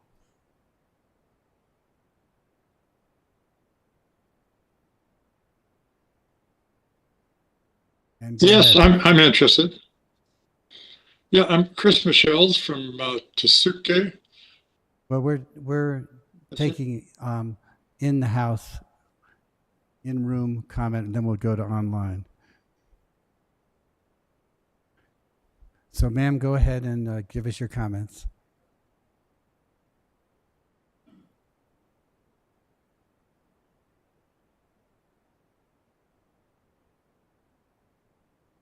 Hang on. Oh, wait, they're trying to turn on your microphone. Okay, start again. We're from Chimayo. We're the senior citizens from the Benny Chavez Community Center. And we brought a petition today where we have 443 signatures. And I wanted to present the petition to Commissioner Green. If I may approach.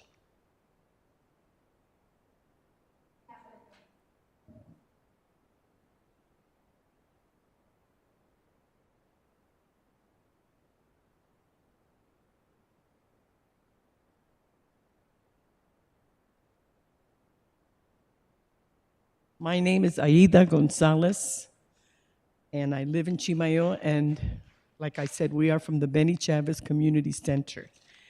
So we're here because we want to present our petition for a post office at the Manzana Center in Chimayo. We met with Mrs. Jaramillo, the owner of the building that's there, and she advised that she offered the building back in December of 2023 at a public hearing held by the Santa Fe County staff and Congressional Representative Teresa Fernandez. She also advised that she was not charging rent, that the building had air conditioning and a bathroom for the staff. There is ample parking there, and it has easy access. The offer still stands as of today, and the building is still vacant. Mrs. Jaramillo is in poor health, and she is 94 years old. She had heart surgery at the beginning of the year, and she is convalescing now. This is why this matter needs to be resolved as soon as possible because of her fragile health. Our senior citizens is a second home to all of us. And this is where we come to lunch, to vote, to socialize, to get legal counsel, to get nutrition and health advice. We also get to meet for arts and crafts and for free transportation to field trips. When it gets too hot, like it has been, we go there to cool off. We can hang out there. And so it's very comfortable to be there with friends. Some of us can't drive anymore and don't have a car.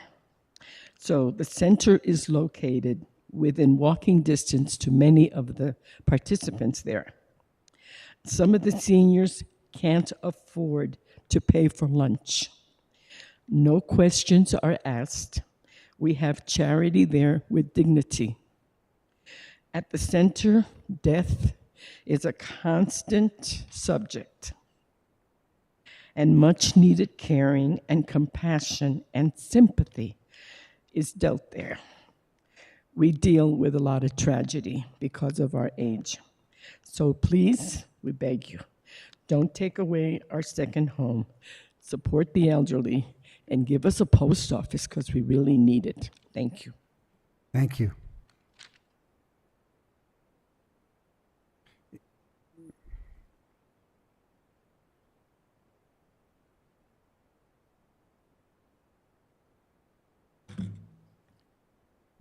Thank you, Commissioners.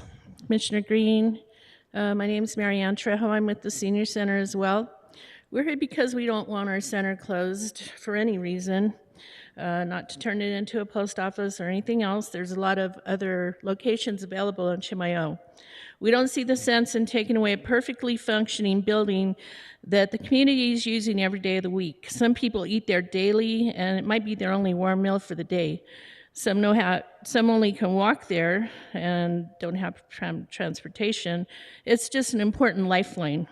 The center keeps our seniors active and socializing. If it weren't for our field trips, some of the seniors wouldn't even get out to enjoy nature. We do fishing trips, eating out, etc. This makes it seem like somebody doesn't care about our seniors because they're closing a lot of centers in the area. A lot of those people are coming to our center now as well. Mr. Green has mentioned that the center can't handle who we have, but we're handling it just fine. They all come in, they all get fed. We have art classes, Tai Chi, jewelry making, weaving, all our supplies in our kitchen, everything's there for us. We don't want to be moved anywhere else. The location is not good for a post office, and I'm surprised that even considered with the location being at a major intersection. And no, Chimayo isn't that big, but when you have big trucks coming in and out of that location and all the parking that's there, it's going to be hard for the elderly because it's like a layer of parkings. Nobody's going to want to walk that. It's also where we vote. Chimayo deserves to keep this center open for the seniors and future seniors to enjoy. We also deserve a new post office in a better location. We don't understand why you'd want to destroy something that's working for the community and put up basically a nightmare. This is a historical building that should be preserved instead of trying to change it into a post office in a very bad location. It simply doesn't make sense. The other day I was having a conversation with Mr. Green on a social media group, and he told me that my ignorance was showing. I felt verbally abused. I had repeated rumors I heard, and maybe I asked too many questions. I'm not sure why he said that, but he said that it warranted him an apology from me. However, I beg to differ, and I would like a public apology from you, Mr. Green. I also heard a rumor that there is money available to upgrade our center, which is what we would like to do more than anything, and we do want to know more about that. We can't help but think that this decision that you're leaning towards closing our center might have to do with money in somebody's pocket instead of being the well-being of the community as a whole. So please shed some light on why we shouldn't be allowed to keep our center running smoothly like it is. We have the best coordinator, Jonathan Pacheco, and our art leaders are all great. They go above and beyond. Thank you for your attention in this matter. Today, Mr. Green visited us at our center and said that he would take our center off that plan. So hopefully that's true. I thank you for your attention. Thank you. Anyone else in the room?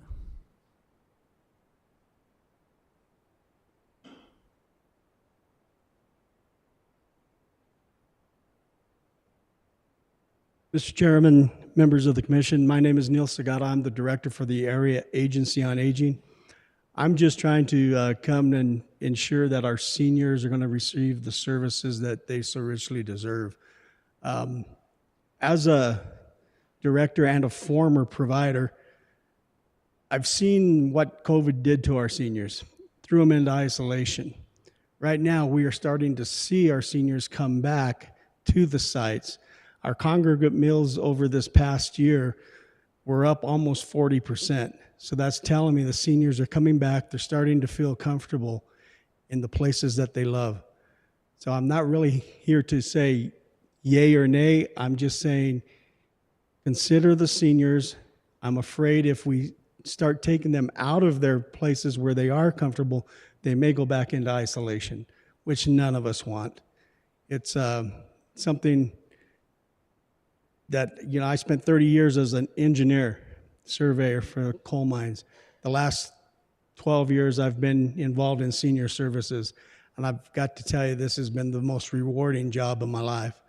So just consider as you take this on what the seniors are going through and what they do and what they've done in the past. I appreciate your time. Thank you. Thank you. Mr. Chair, I think that's the end of the, oh, no, Nope. sorry. And there's some online. Hello, Commissioners. Thank you for taking the time out to listen to us. My name is Vera Vigil, and I'm a member of the Benny Chavez Center in Chimayo. And I'm a true believer of the adage, a picture says 1,000 words. So my intent to share here at the beginning was to do a PowerPoint presentation, but unfortunately I found out just shortly that that wasn't possible. So I went ahead and printed out the slide presentation for your benefit.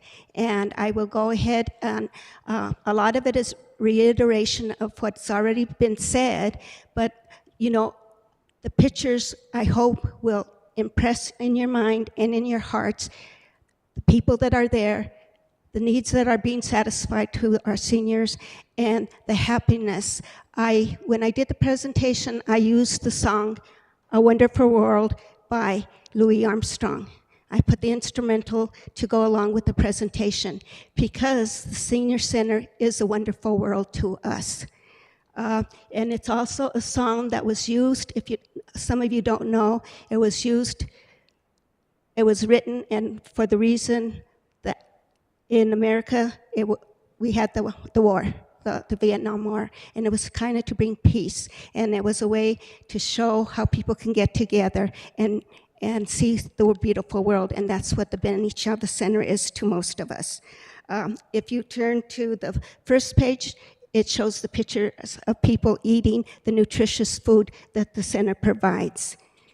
The second slide shows pictures of some of the people that participate in the activities, like the weaving class, the painting, the jewelry, and ceramics. And some of them, quite a few of the women and members of the center have put in their nice art in the Santa Fe County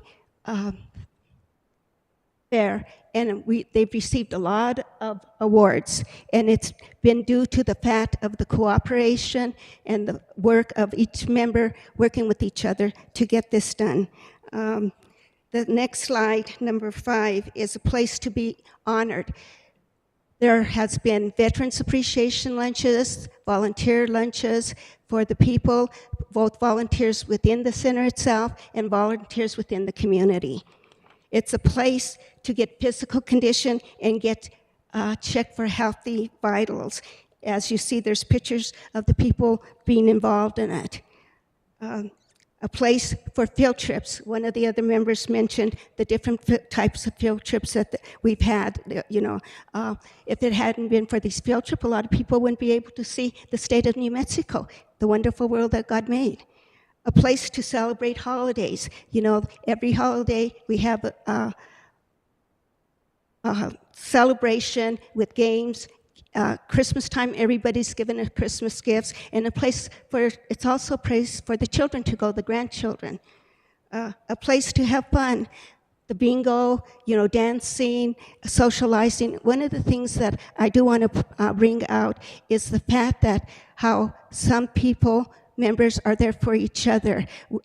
There's a member that helped one of the elder seniors with the Social Security, took him to Social Security, helped him with the different needs that he needs. There's another member that takes food during COVID to some of the people that couldn't go, or that maybe, they forgot about the food that was taken to them. And it's a place for family. Mother's Day, Father's Day is celebrated with pictures of all the parents up on the walls for decoration. And then also, it's a place to remember and honor the past members.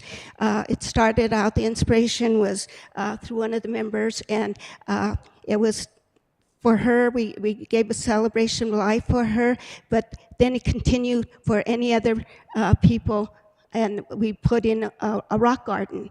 And it continues on to honor the people that have passed away. So the center isn't only a home away from home. It is a wonderful world for us. Please don't take it away from us.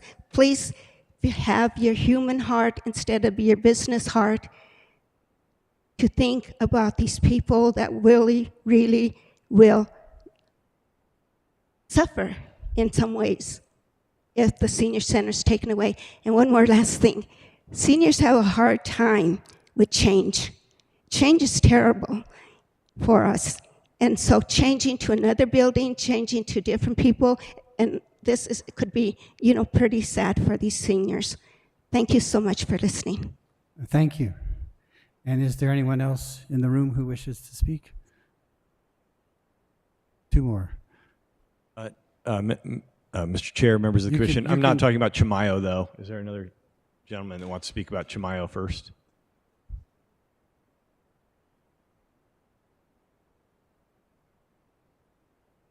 Mr. Chair and members of the commission, my name is Denise King. I'm with the Aging and Long-Term Services Department with New Mexico, and I'm the Aging Network Division Director, overseeing the federal funds allocated to the area agencies on aging and the oversight of the state funds going to support the programs through that's offered through Santa Fe County. I'm concerned about the consideration of the closure of the senior center.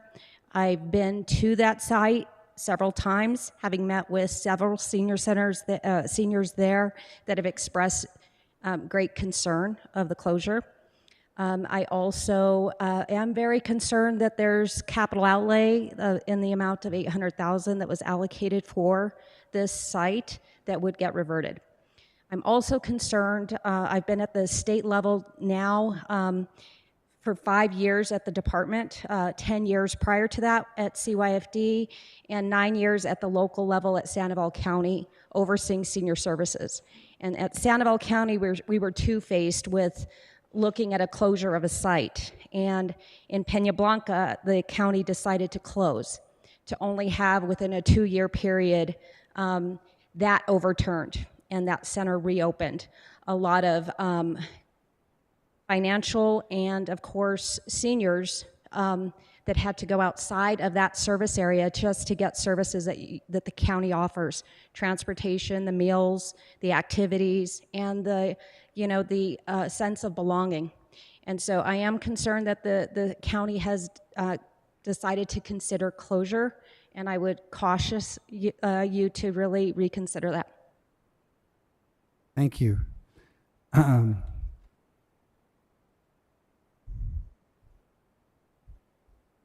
Pull the microphone up, yes. Mr. Chair, members of the commission, Miles Conway, 495, New Mexico 592.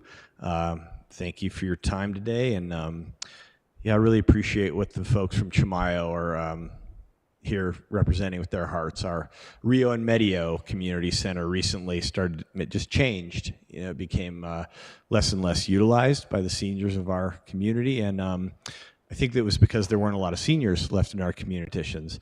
My petition concerns Rio and Medio. At the heart of our city, our village right now is not the community center, although the community center plays a role. We are centering the trail, the Rio and Medio Trail 163, and what that means to our community and the greater Santa Fe County residents. It's a very special trail. When I was last before you, our small group, the Friends of Rio and Medio, handed in a list of ideas to your clerk and you, and proposal had the word, it said proposal instead of a list of ideas. So what we presented to you was a whole list of ideas for further discussion on how do we open the Rio en Medio Trail, which is so precious to so many of us, a river valley accessing the public lands. And by using the word proposal and then having one of those list of ideas of the 20 list road widening, many of my neighbors and kind of explain the intentions of the Friends of Rio en Medio.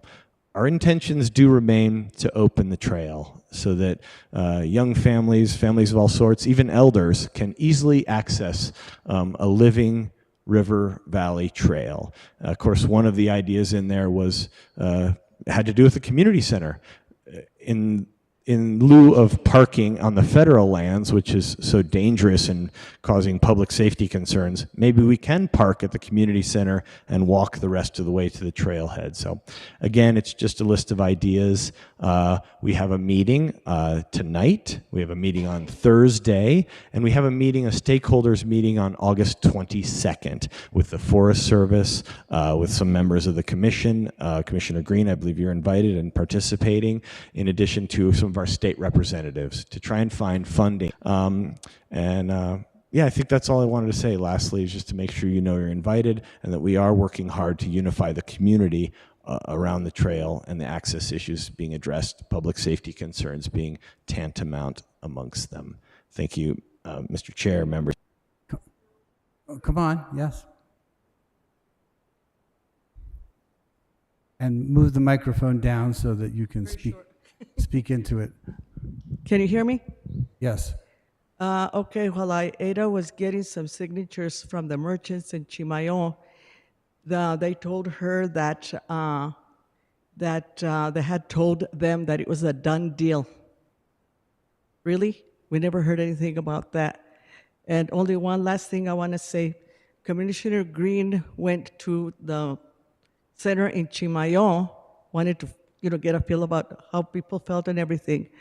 And the last thing that he said, okay, fine, you want to keep your center? I'll take it off the table. And he also added, but then I don't promise you a post office. That to us felt like a threat. That's not right. Oh, I'm sorry, I'm Isabel Fernandez, and I'm one of the seniors at the Benny Chavez Senior Center. Thank you. Thank you. Anyone else in the room? Then let's go to Chris Michaels. Michelle's online.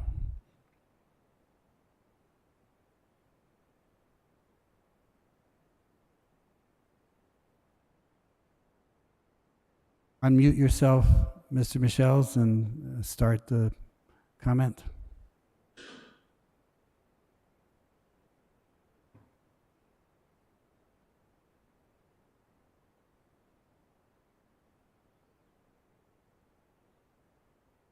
Or not. Mr. Chair, I do see him online. I don't know if you want to send another reminder. All right.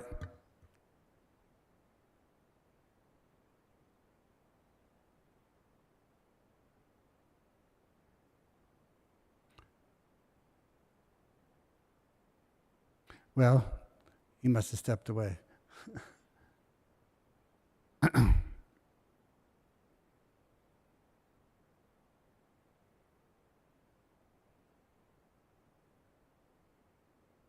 Well, we'll come back to him if he comes up quickly.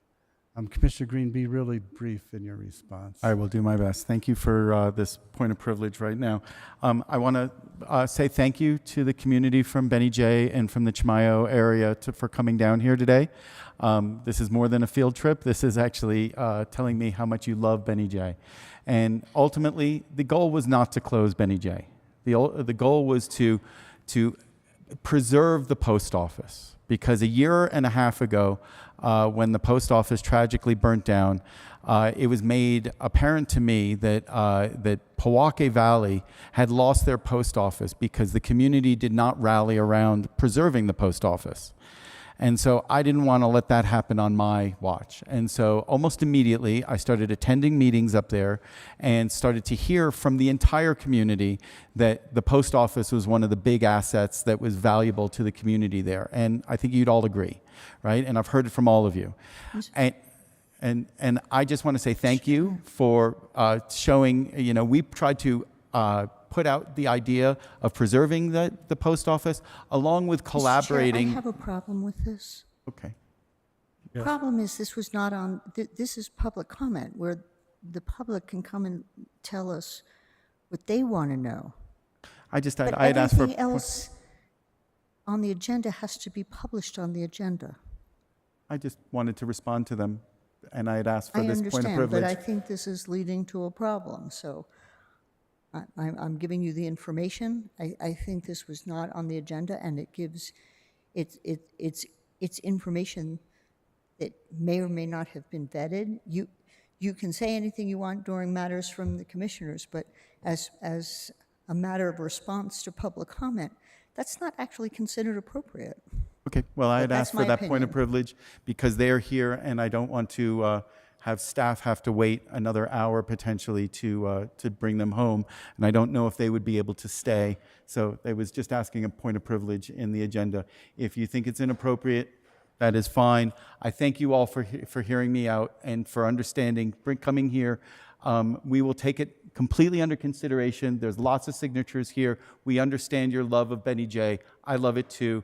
We're here to step up and be to save Benny J, make it the best place it can be, as well as try to preserve a post office. So let's see what we can do together on this. And I'm here with you. I look forward to seeing you up there soon. Thank you for coming down, and thank you for this point of privilege to the chair. Okay, let's move on from that, please, to item number 7, rather than continue to comment upon the comments. Perhaps I shouldn't have allowed that. Number 7 is a presentation on UNM Global Sustainability Center Feasibility Report.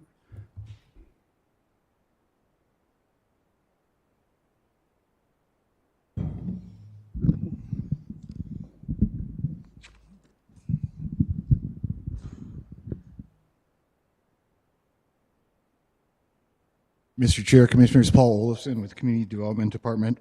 I'm here today to help present a study, a feasibility study on a global sustainability center. With me today is Robert Del Campo with the Anderson School of Management. He'll be providing a presentation and outlining the contents of the study. And with that, I would turn it over to Robert. Thank you, Mr. Chair, members of the Commission. Thanks so much for having me here today. My name is Rob Del Campo. I am a professor at the UNM Anderson School of Management. I've been there for about 20 years. I am from New Mexico, from southern part of the state, and lived in Albuquerque for a long period of time.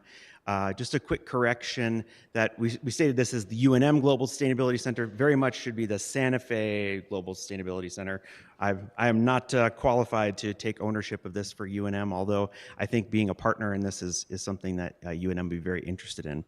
I'm going to talk today briefly about the feasibility study that we completed. I believe you have access to the full document, which is about 60 pages. I'm just going to hit on the highlights to sort of guide your reading of that, because I know it is a significant amount of information that probably have varying degrees of interest in. So I want to hit some of the highlights of what we kind of covered in the study. So first here, I'm going to talk about some of the key findings of the study, some of the logic and the potential for locating this center in Santa Fe. There are some things that make a lot of sense, and there are a lot of things about the history of New Mexico and about Santa Fe County that make this a really interesting place to think about sustainability and issues aligned with that. Most of the study focuses on the ideas of a strategic model for implementation, and we do make a couple of recommendations. We do have information on some other models that could be considered moving forward if this is something that can progress. And then we did outline a significant implementation roadmap with some dollar figures associated with that, because those are kind of guesses, and I'm not really in a position to argue what those figures really look like. I'll just direct you to what we talked about in the study and not really get into too much of a dialogue as to what that looks like. I am a business professor and I'm kind of the face of this project, but we had many folks working on this from our Center for Social Policy, as well as several graduate students who work in the public policy area, as well as in the business school. So it's a collaborative effort. The inspiration really comes from New Mexico's sustainable practices, which are rooted in Native American traditions and our agricultural heritage. So we really wanted to come from a position of looking at what New Mexico has done historically, really thinking about sustainability, about environmentalism and that sort of thing, really thinking about how New Mexico has done a lot of these things from the very beginnings of our cultural heritage. We want to really leverage that cultural heritage to foster sustainable practices kind of moving forward. While the ultimate goal is to make this a global center where Santa Fe can really be put on display as somewhere where these practices happen regularly and as a place for people to gather and move things forward, not only from a public policy perspective, but also from a business and product perspective, we thought that really focusing on traditions and heritage would really be an important piece. Some of the key findings that I'll just briefly go over here is that there really is a need for centralized sustainability research and business solutions. We looked at several centers around the world and outlined them, I think, in a pretty thorough fashion as to what they do and what their thrusts really are. And there really is nothing that would fit the niche of what we're talking about that matches sustainability research and business solutions. So that's something that doesn't exactly exist in one place across the world. There were some insights on the consensus for robust research infrastructure and collaboration. One of the main pieces that we got feedback on from not only researchers, but also from community members and some people in the academic fields is that having infrastructure to conduct research is incredibly important, particularly for academics around the world. But there's also some concern and there's some funding issues around how that works in an academic institution and how it might work in a center like this. So while there is the opportunity to look at what we call F&A or facilities and administration in the academic world, that could be a significant savings to many researchers to conduct their work in a center like this, somewhere like Santa Fe. It also is an opportunity for revenue for those individuals to look at those things. But positioning this center as an interdisciplinary center where we see collaborations and are really tackling complex sustainability issues would really be an ideal thing to look at rather than just looking at one particular area. It's not just biology or ecology or public policy, it's really all of those things working together. And then finally, we looked at opportunities for partnerships with state, local, federal, and educational institutions. There's really a lot of opportunities here, and I think through the commission, through the leadership of this idea, and Commissioner Green was very helpful, and thank you for your help in guiding us in what this might look like. This is really the thrust, right? That we have lots of people and lots of organizations in New Mexico that are working on these issues, that if we can kind of harness them in one place and elevate them to a global level, we really have an opportunity to draw a lot of interest to New Mexico and to Santa Fe County. There's a lot of things we looked at in terms, like I said, costs, research infrastructure, what other groups are doing, what might be the key issues to tackle initially in a center like this, and most of those are focused on what we excel at locally. We propose a couple of different models. The three are to either have some sort of integration with academia, with some institution of higher education in the state of New Mexico. We recommend either Santa Fe Community College, University of New Mexico, or New Mexico Tech. We also explore a little bit a standalone nonprofit that could be potentially operated by Santa Fe County and the pros and cons of that. And then we talk about a hybrid model where it's a standalone nonprofit institution supported by all of these institutions of higher education. In New Mexico, I think you all know that it's really important to have the opportunity for people to play together on the same playground. So either the academia integration model or the hybrid model, we would still recommend that there be an opportunity for everyone to play there, including New Mexico State, Northern New Mexico College, all the other institutions that are willing to, and even looking maybe regionally to bring in some more groups. There are pros and cons to that, all with different levels of funding. Obviously, if you integrated with a higher education institution, some of those costs would be reduced. Because there is some staff that already exists to handle things like the administration of research, grants, all of those sorts of things, which are really important. The last piece here we talked about is the funding opportunities to fund a center like this. It would be on the order of a large dollar figure, $50 to $100 million, that there would be different levels of funding that would be needed at different times in the development of such a center. And the fiscal models we talk about are built on a number of those, right? It could be a completely soft money funded program. It could be something funded by the state or federal programs like Department of Energy or USAID, or a combination of those. The location in Santa Fe is a question that many people have brought up, but based on the proximity to the labs, both Sandia and Los Alamos National Labs, we have the opportunity for experts and academic knowledge in those areas really converging right here. There's no one space in the United States that's as close to so many high-level labs. Also, NREL in Colorado would draw a lot of interest here, so we're, again, moving regionally and then eventually globally. The proximity is important for collaboration and giving an opportunity and a space for people from all around the world to converge, think about big issues, and solve those problems. Also, there are some unique issues that New Mexico faces that actually through our conversation with Santa Fe Community College, we came to light that they're actually doing a really amazing job tackling some of these already, and also tackling the workforce issues that are alongside them at a world-class level. Same thing is obviously happening at UNM, happening at New Mexico Tech, but it's interesting that they're each tackling different types of issues that are all relevant to New Mexico. So what we talked about in terms of climate adaptation, renewable energy, water scarcity, that these would be areas that might be initially focused on in some sort of center because of their local interest and importance, and then built upon to a larger level. We already have international experts on these issues that are working to try and solve problems like this. And by harnessing what we already have in New Mexico, but trying to place that on a global level, I think we'd have a lot of big wins. And then finally, talking about the cultural heritage and fostering some of the sustainable practices that we would like to look at. We think it's really important to focus on the native heritage of New Mexico. People have been here for generations and generations. I mean, I think we've all been in the position to talk to people who've had 10, 15, 20 generations of their family live here, and really fitting with what we have been built on as a people. And this would really be the next step, but also to place us in a global level of relevance.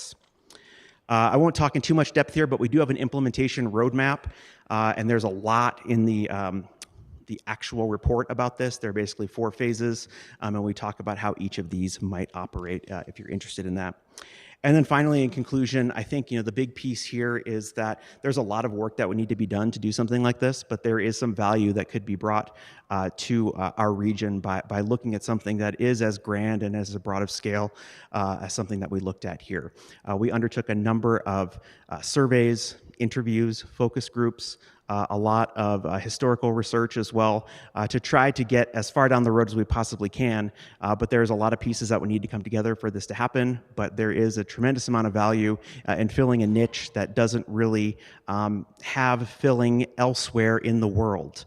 Right? We would have to identify some of the specific areas of focus that this group and this center would identify as priority for the first few years.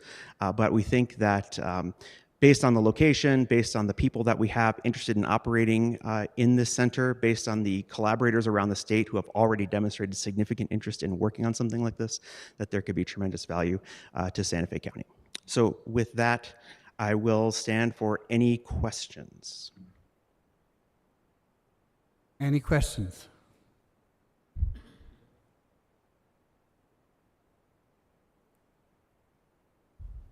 Commissioner Green? Commissioner Hamilton? I have. I'll wrap up. Commissioner Hamilton? Sure. I just assume everybody here has something to say about this. Okay. This feasibility, with all due respect, this feasibility study was singularly unconvincing about anything. I have a whole list of notes and highlights about things that, there are at least 20 pages of list of other institutions and what they do. I'm familiar with actually several of the institutions, and the lists are rather haphazard. The problem is, in the feasibility study, it doesn't take the step of going of actually justifying where the, if any, those gaps exist. So every topic that subsequently in the feasibility study is identified as something that would be super cool to do in New Mexico in a global institute that would be housed in Santa Fe is something that's covered by multiple institutions. So while as a PhD ecologist, I recognize the value of having unique places to do research. This function is repeated over and over again around the globe and in the Southwest. And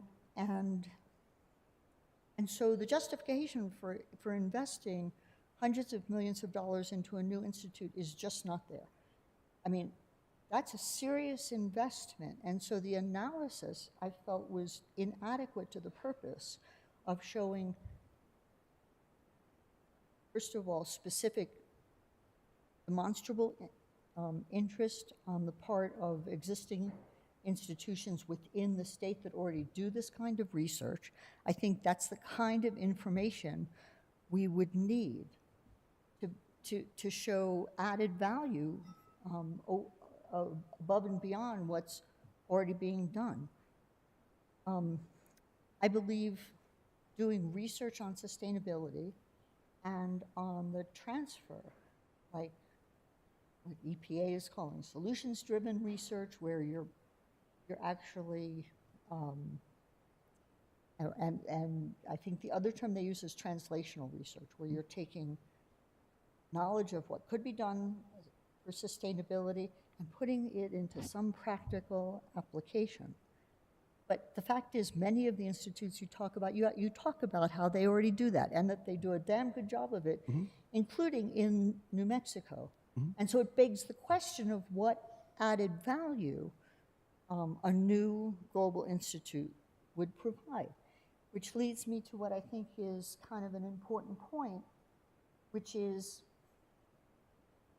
the feasibility study lays out several things an institute could do that would be way cool.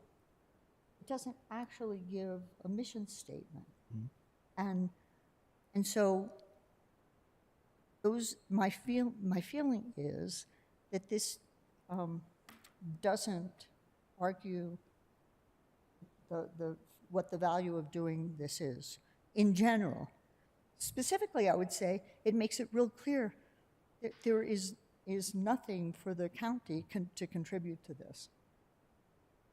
That's my comment. So whether you all judge that it's worthwhile doing this institute, I feel this suggests that it's a really crowded field. I mean, frankly, it's a little like arguing the city of Santa Fe is in desperate need of another cannabis dispensary. There are hundreds of them. And while I could be wrong, it's not my job to actually make that argument. It was the feasibility study job to do it. But it doesn't speak to the county's role in this, or what and part of that has to be what the county would specifically gain beyond what is already gained from the research the community college does, the University of New Mexico does, et cetera, down the line. So, and my apologies, I know you guys must have put a sincere effort into it. I just found it wanting. Do I respond or? You can respond. Oh, I was going to say, Mr. Chair, Commissioner Hamilton, I understand exactly where you're coming from. I think coming from an academic background and undertaking this particular study, it was difficult. We didn't want to present our bent on the statement. We wanted to kind of lay out the facts. I understand that in many cases, a feasibility study, you do want these recommendations, do this because this, and that sort of thing. And I think you make some excellent points I think there are points on the other side as well, but I appreciate your comments. And I think the area of looking at how the county plays a role in this is something that does need to be fleshed out. Because I think the one thing that everyone could agree on from reading this is that this is not a one entity type of project if it were to be undertaken. It's just too large and too multifaceted that it would have to be staffed by multiple organizations. So I appreciate that. Thank you. That's fair. Mr. Hanson? Thank you. Thank you, Commissioner Green. I think I think sustainability is a really important thing.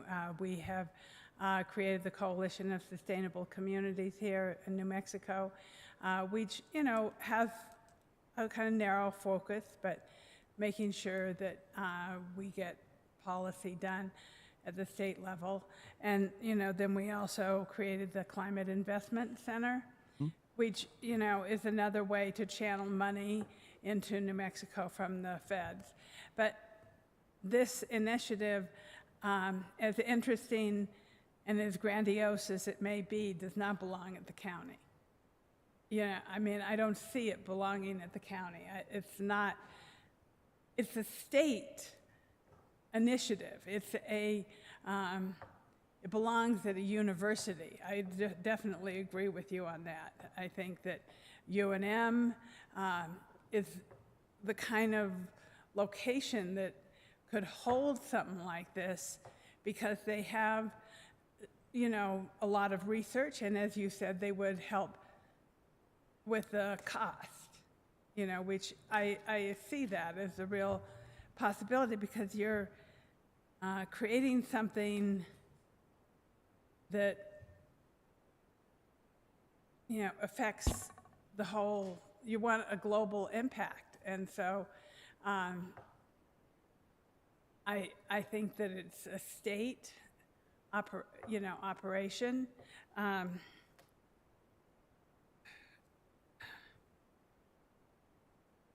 I think it belongs in higher education.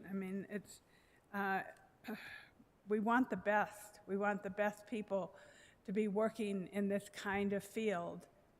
And that, to me, would be a educational institution, where research and working with, all of our labs, which are also, as Administrator Ruby said on Monday night, LANL is a training research facility. I don't happen to agree with her. I happen to think it's a weapons factory, but she believes it's something else, and so as administrator of NNSA, I have to believe her that that's her view of LANL. And so if they are actually a research and training facility, this is the kind of thing that would belong in some,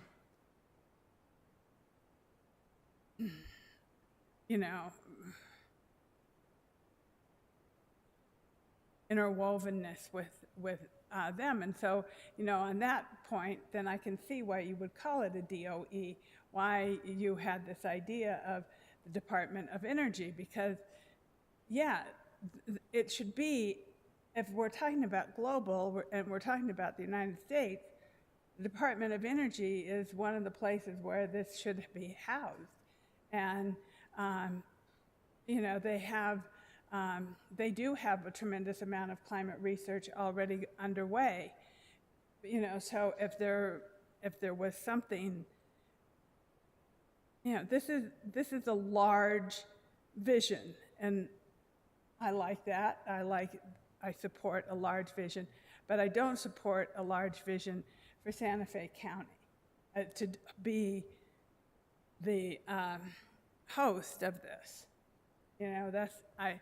I see it as a larger entity. And so those are my comments for the moment. Okay, Commissioner Bustamante? Thank you. And thank you for your work. And I appreciate that we went through this exercise in identifying the elements that you've disclosed. I sincerely appreciate your recognition of the fact that many of the sustainable traditions and the cultural aspects of New Mexico make it kind of ripe for such conversations. My favorite, I have to apologize, I took a picture of your last slide. I hope it's not problematic. But Public when record. we have this building and we look at Santa Fe, New Mexico as one of the, frankly, the hub of where Architecture 2030 started, knowing that greenhouse emissions and built environments contribute more than vehicles, I had to take a picture of that last slide going, where are we? You know, I mean, it's like, it looks like it's planted. I've never been in favor of this concept except to work with those assets that we already have. As former dean of the School of Trades, Advanced Technology, and Sustainability at Santa Fe Community College and a co-recipient of the Smart Grid Center for UNM, NMSU, New Mexico Tech, and us, the community college, in doing amazing work. We collaborate. And frankly, we worked with NREL, and we worked with Sandia National Lab in the establishment of all that. We don't need another built environment carbon-emitting entity.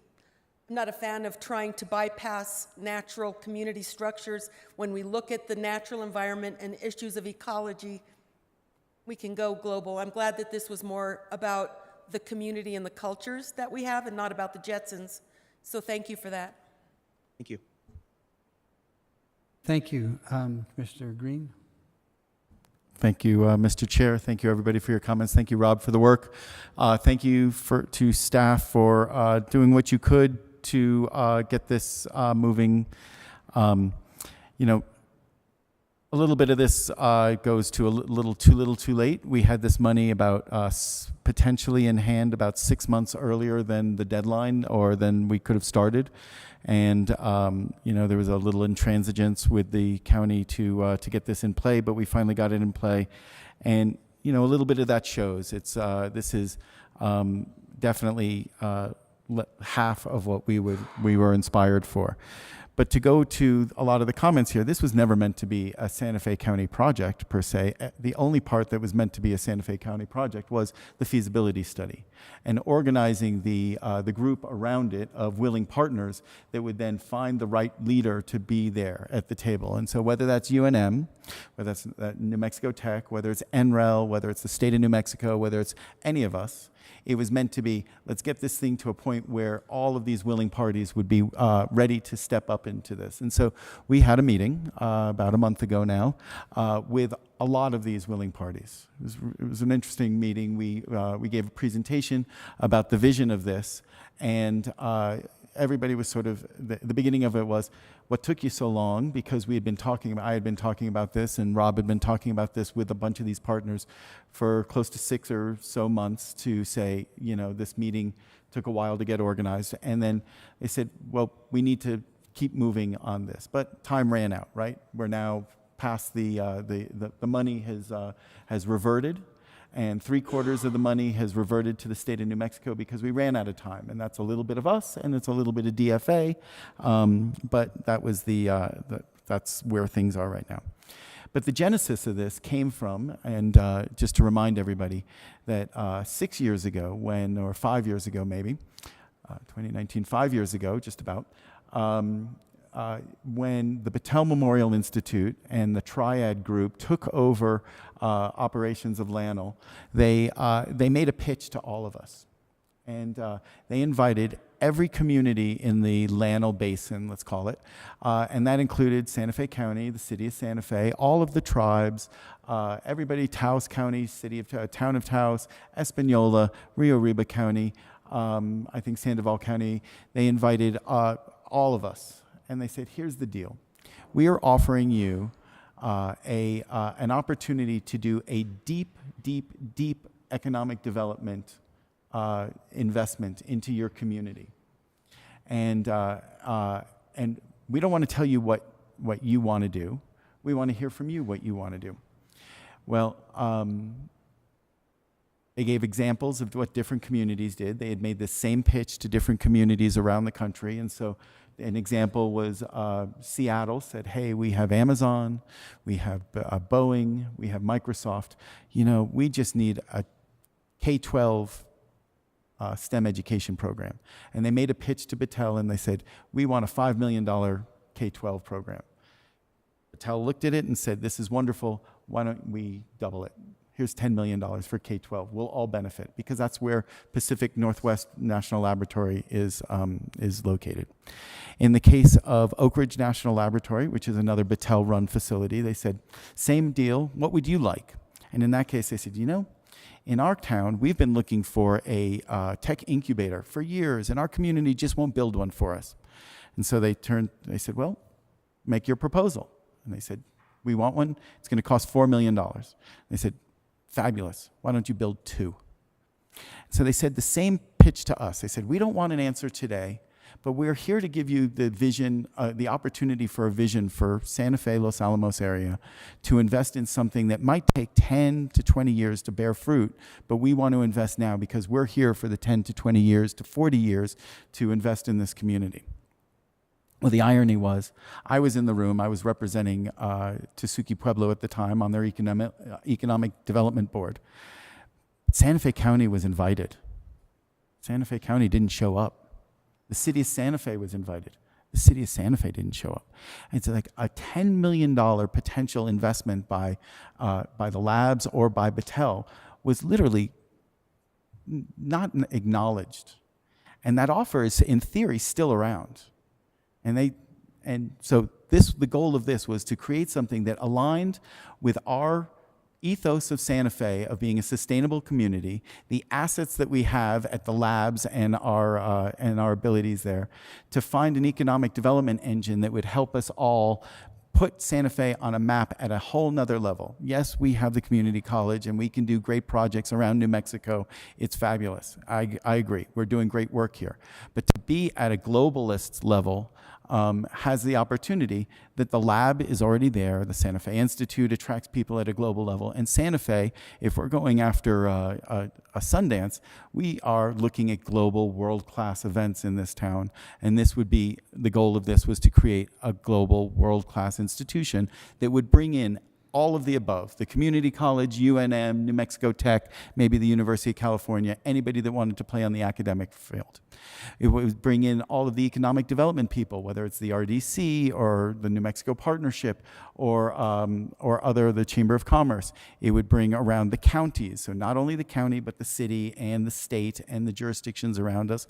And ultimately, it would bring the research organizations, and that this would be a destination location for cutting edge, but really cutting edge in a different way, frontline sustainability projects. And I give the example.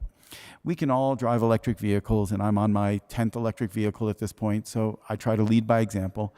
And that's nice and quaint, and I'm doing my part at a small level. But what this sort of project was meant to look at as a work project of this Global Sustainability Center was to look at the base of Kilimanjaro or the edges of the rainforest and say, how can we change the behaviors and give economic development and sustainability projects into a location where it would have the most impact and change the opportunities and stop deforestation and stop the bad behaviors that are really creating the tipping point in our global crisis right now. Anyway, that was the vision of this. I appreciate coming to us and completing this at this point. I hope that UNM and all of the partners see a place for themselves in the coming months. I don't know if there's any money for this to be supported from Santa Fe County, sadly, but I will be able to try to shepherd this. The governor's office has asked about this. Representative Tara Lujan is going to get a presentation about this, and as she made the money, and I want to thank her specifically for making this possible. And I just wish we had recognized that this is an economic development project targeted at our sustainability ethos. Mr. Chair. Thank you, Commissioner Hanson. I've heard this from you before, but what I really wonder, since I am all for getting money from the federal government to help our communities, as I stated, with roads, of affordable housing, et cetera. If they were so interested in meeting with us, they sent out one call and none of us knew anything about it, that they didn't do any follow-up, they didn't make any effort to connect directly with commissioners or connect. I don't know if Catherine was informed of it or not, because I wasn't ever informed, and as a commissioner, I was sitting here. I don't believe Commissioner Hamilton was ever told about that, and we're told about a lot of things. I mean, on a regular basis of things that are going on. So it is odd to me that they sent this one invitation and nobody got it. I mean, like, I talk to DOE in Llano all the time, and I have for the last 7 years. And so why didn't they send something to me directly? I mean, they know who I am. They obviously follow me. They know I wrote an op-ed on the weekend to the paper. So, I kind of just wonder, like, if they want to do these kind of projects, and then in these other communities, who were the people who led these projects? Like, who got the K-12? Was it the schools? Or who created these in Oak Ridge? Who did those, things? Like, I'm just curious. So, Yep. But I know that we're going on about this. So I think we can. I want to thank you for the presentation. I feel like it was really interesting, and it is certainly a worthwhile dialogue and topic to have a conversation about. I mean, I think this is, important conversation for all of us to have. It's just, where does it really, who are the people who can pull this together? Who is the who's going to spearhead it, who's going to lead it, because I think it, as you mentioned, it has a long list of people who should be at the table. So just to answer your question, if I may, former County Manager Miller was the specific invitee. The mayor of Santa Fe, I remember, was the specific invitee, and that was Alan Weber at the time. I was the contact at Tesuque Pueblo's Tribal Development Corporation. They went to whoever they thought was the at the point the highest and the most eager to hear this pitch. It was disappointing to be in the room and see a lot of people missing the opportunity there. And maybe that was a communication error by the folks at the lab. It was the community programs office that sent out the invitation, and they probably should have done some follow-up. But there were people that did show up. I mean, Okewinge showed up, Tesuque showed up, Los Alamos showed up, Espanola showed up, but a lot of people didn't. And it was a missed opportunity, and I did not want to be to miss the opportunity. I think this is a good idea. It's a grand idea, but also I wonder if it isn't more a project that could coordinate the efforts of the different. I mean, there's already lots of work being done. Maybe there's a way to coordinate the work, and I don't know. I think you could start with phase one, but there's no guarantee where it would go from there. It all depends on, where the work, whether DOE decides to do it here or somewhere else, same as all. But I do like the conversation about sustainability. It seems that lots of groups are moving in lots of directions on that, and so it would be worthwhile coordinating it. I just don't know whether this is the best way or not. Thank you. And thank you for the work, and thank you for the presentation. Thank you for your time. I appreciate it. Thank you, Rob. Okay, thanks. All right, that takes us on to matters from the county manager. Thank you, Mr. Chair and commissioners. Two miscellaneous updates for the board and the community. First, the Santa Fe County Fair begins tomorrow, Wednesday, July 31st, and continues through Sunday, August 3rd. Definitely would encourage each of you, as well as the public generally, to stop by and see the fair, and in particular support those young adults and adolescents who put so much effort into the variety of competitions that are on display at the fair throughout that period. In addition, I wanted to remind the board as well as the public that we do have a local emergency planning committee, not a meeting of the committee, but a meeting concerning the committee this week on Friday, August 2nd at 3 p.m. at the Nancy Rodriguez Community Center. This is an effort to help set the framework for the work of the LEPC ultimately, as well as to collect names of an initial roster of potential members of the LEPC for submission to the State Emergency Response Commission so that local emergency planning committee can be stood up as expeditiously as possible and begin its work. So every interested member of the community is certainly invited to attend that LEPC informational meeting this Friday, August 2nd at 3 p.m. at the Nancy Rodriguez Community Center. And so those are my miscellaneous updates for the board. Thank you, Mr. Chair. Thank you. Do you want to go over the bond issue? Yes, thank you. And Daniel, if you could please bring up the presentation relative to the potential general obligation bond questions.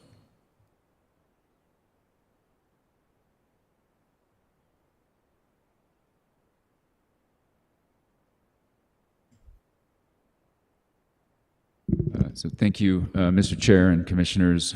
I'm going to stand so that I can move forward with the presentation. I'm going to ask Leandro and PJ Montano from Public Works to potentially answer any specific project-related questions. But I'll start with what I hope to cover today. First is to do a general overview of general obligation bond debt, also discuss capacity as well as potential bond questions for the upcoming November 2024 general election, talk about some proposed bond projects, as well as discuss the next steps relative to moving this issue forward. So, as you all know, general obligation bonds require voter approval. Bonds must be issued within 4 years of voter approval, and then the IRS does have anticipated spend down and obligation parameters that are expected to be met after general obligation bonds are in fact issued and the proceeds are in hand. General obligation bonds are repaid using a property tax that is levied specifically for that debt service. General obligation bonds are, as their name implies, backed by the full faith and credit of the county, and that property levy is theoretically unlimited in amount to repay the debt. General obligation bonds provide an additional source of capital funding that does not consume recurring revenue. I've included in the packet material, this is from the state constitution, and it sets forth the general permissible purposes for which a county government can issue general obligation bonds. They include the erecting, remodeling, and making of additions to necessary public buildings, construction or repairing public roads and bridges, and purchasing capital equipment for such projects, construction or acquiring a system for supplying water, including the acquisition of water and water rights, necessary real estate or rights of way and easements, construction or acquiring a sewer system, including the necessary real estate or rights of way and easements, and constructing an airport or sanitary landfill, including the necessary real estate, acquiring necessary real estate for open space trails, and related areas and facilities, or the purchase of books and other library resources for libraries in the county. So I wanted to provide some historical context for the board in terms of voter-approved bond questions since year 2000. And as you can see from the information presented, the county's focus has been on three primary areas. Those are roads, water and wastewater, and open space and trails. And then we have requested, and the voters have supported, general obligation bonds to be issued for other purposes, one being the district courthouse, the First Judicial District Courthouse on Montezuma, as well as fire and public safety expenditures, and then finally community health care facilities. So in terms of general obligation bond capacity and potential questions, working with our financial advisor, we have approximately $52 to $54 million in capacity that could be issued approximately over a period of 4 years. I don't have the formula in front of me, but suffice it to say that the amount of debt one can issue relates to your assessed property value. And so there is a constitutional limit on how much general obligation bond debt can be issued. And so this was the estimate from our financial advisors relative to capacity. The board could request of the voters that all of that be authorized in one go during the next general obligation bond, next general election. That's not the recommendation of county staff. Instead, we propose that approximately $33.5 million in bonds be requested that the voters authorize their issuance, generally for the purposes that are listed, and that $20 million in capacity be reserved for 2026 bond election questions. There are a variety of reasons for that, but principally that is to reserve some capacity so as to be able to fund some significant potential water, wastewater, and road projects throughout the county, and to allow those projects to be further developed over the next 2 years. So looking at potential bond projects, open space and trails is an area of potential focus. County staff have identified, 4 projects that we would recommend to be included as potential projects to be funded with general obligation bond proceeds. We do think that these projects are generally consistent with the open space and trails work plan for 2024 that the board approved. And in addition, per feedback that we heard from commissioners at a previous meeting, we are slated to present this list to COLPAC on August 7th before the next board meeting to make sure that they don't have any significant changes or recommendations to focus in different areas.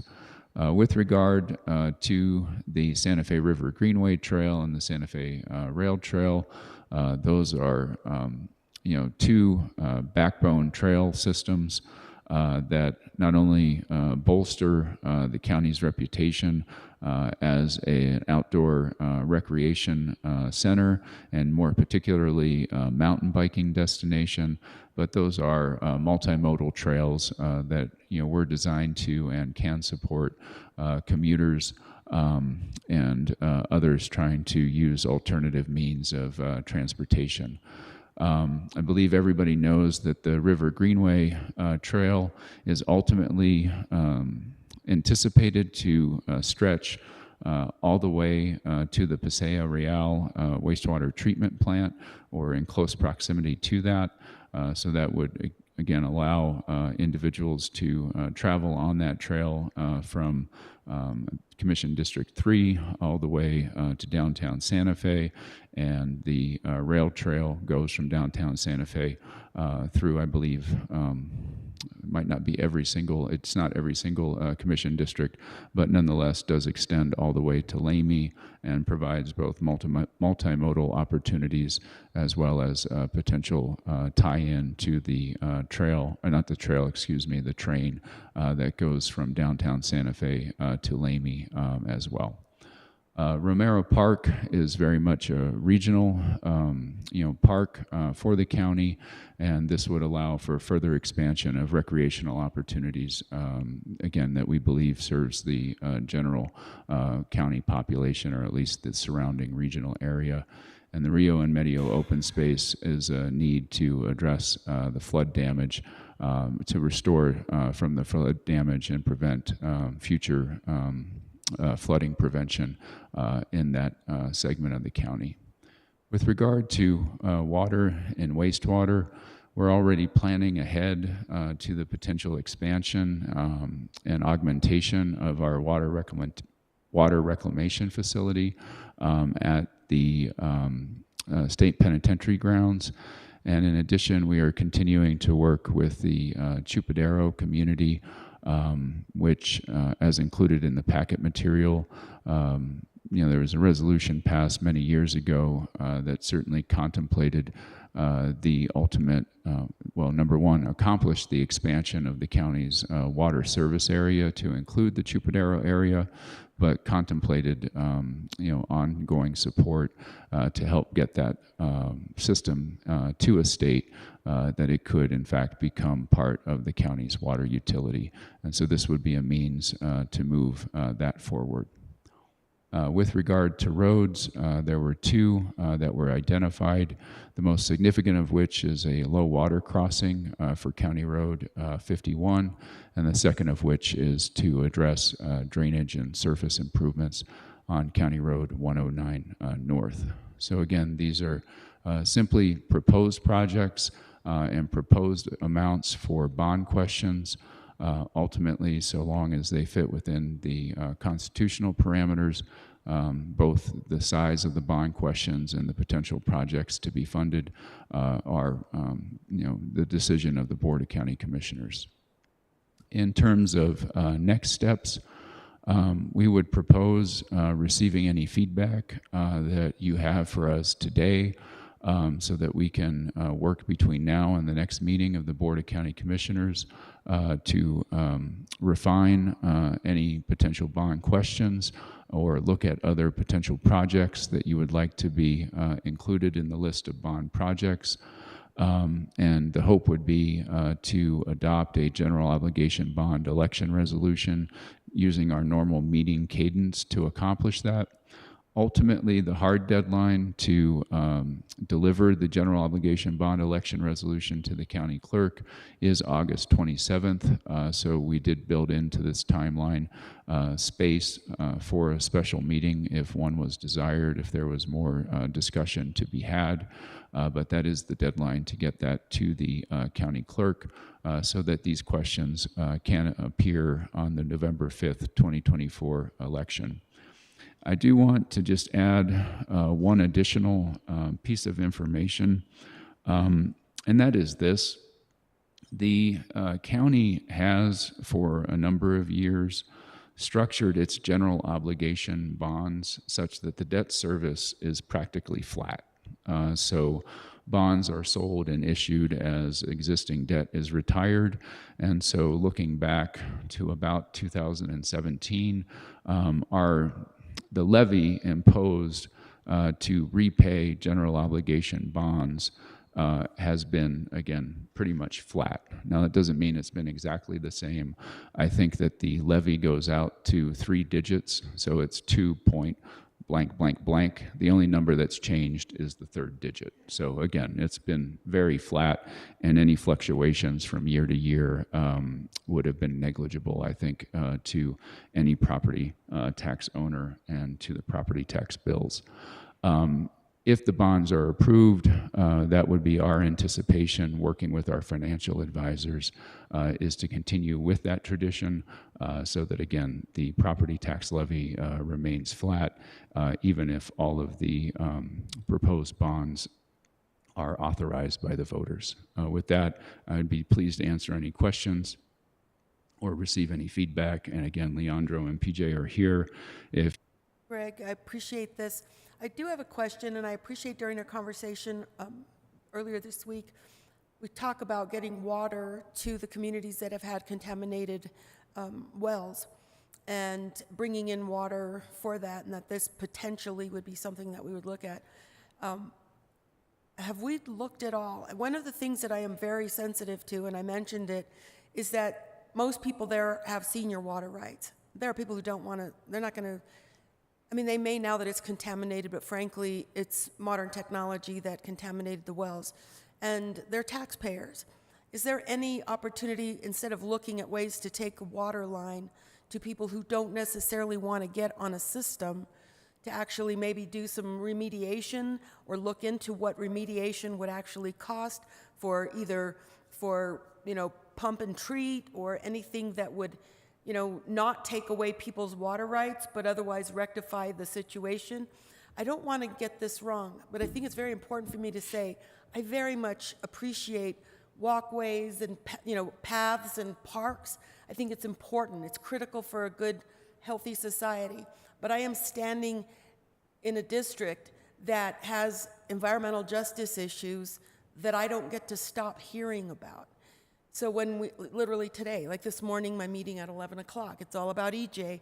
What does it mean to stop polluting the communities that I'm serving? And I don't know, again, we're not talking about pumping in county water and providing water and getting them off of their otherwise historic water rights, because many of these are actually historic families, and downstream we have pueblos, but working in ways to actually clean that water so that people can actually stay on their well water. And I recognize that's a different dollar bill, but it doesn't mean that we're going to get to be the deliverers and charge people for water. It means that they'd have their own wells, and they're taxpayers. We exist because of them. So I don't know if that's something that I understand that this bond is to look at those types of issues, but I'm kind of asking for us to please look at alternatives to pumping in water from someplace else, otherwise remediating. Thank you, Commissioner Hughes, or Mr. Chair and Commissioner Bustamante. Looking at potential remediation projects would in fact be part of, and Mr. Choman is behind me so he can correct me if I'm wrong, the scope of work for the NMED grant-funded study relative to PFAS and La Cienega and La Cieneguilla in particular. A condition of that funding is that, beyond modeling and just raw investigation, is that it support one or more potential projects to either remediate the issue or potentially address sources. So that is already part of work that the county is doing. If there's a further question about whether a particular project could in fact be funded by general obligation bonds, that would very much depend upon what the project is. And so I don't want to give any false impression, one way or another. Removing water from the aquifer, treating it and putting it back in the aquifer, which I believe I've read has been suggested in other places, that may not be permissible. But there may be other projects that could be. But again, that's a conversation for a further day. And one of the reasons, in general, why county staff doesn't recommend that we allocate all of the potential bond proceeds at this time is to allow all of those potential projects to further develop. I hope I answered your questions. Other, Mr. Green? Thank you, Mr. Chair. Thank you, Greg. A question about the way this gets phrased. Is this sort of being put together as a package? Is this going to be one question on the ballot, or is I've seen in the past there's a question for senior services, a question for libraries, a question for these things, or so are we going to see for each one of these groupings? Would we see one question, or would we see one generalized bond for $30 million? Mr. Chair, Commissioner Green, there would be 3 separate questions, And the questions would be, voters approve questions, not specific projects. And so the questions would be, shall, Santa Fe County be authorized to issue general obligation bonds to plan, design, construct, equip, et cetera, roads countywide. So the questions are general, but they are in fact grouped. And so you would have 3 separate questions with 3 separate dollar amounts with 3 separate general purposes. I hope that answers the question. Roads, water, open space. Yes. Something, those would be the 3 classes. Right. Great, thank you. Other comments? One more. I'm sorry, this is a comment, this isn't a question, but I really think that we need to sort of rethink our agendas. I get that there needs to be a balance throughout all parts of the community.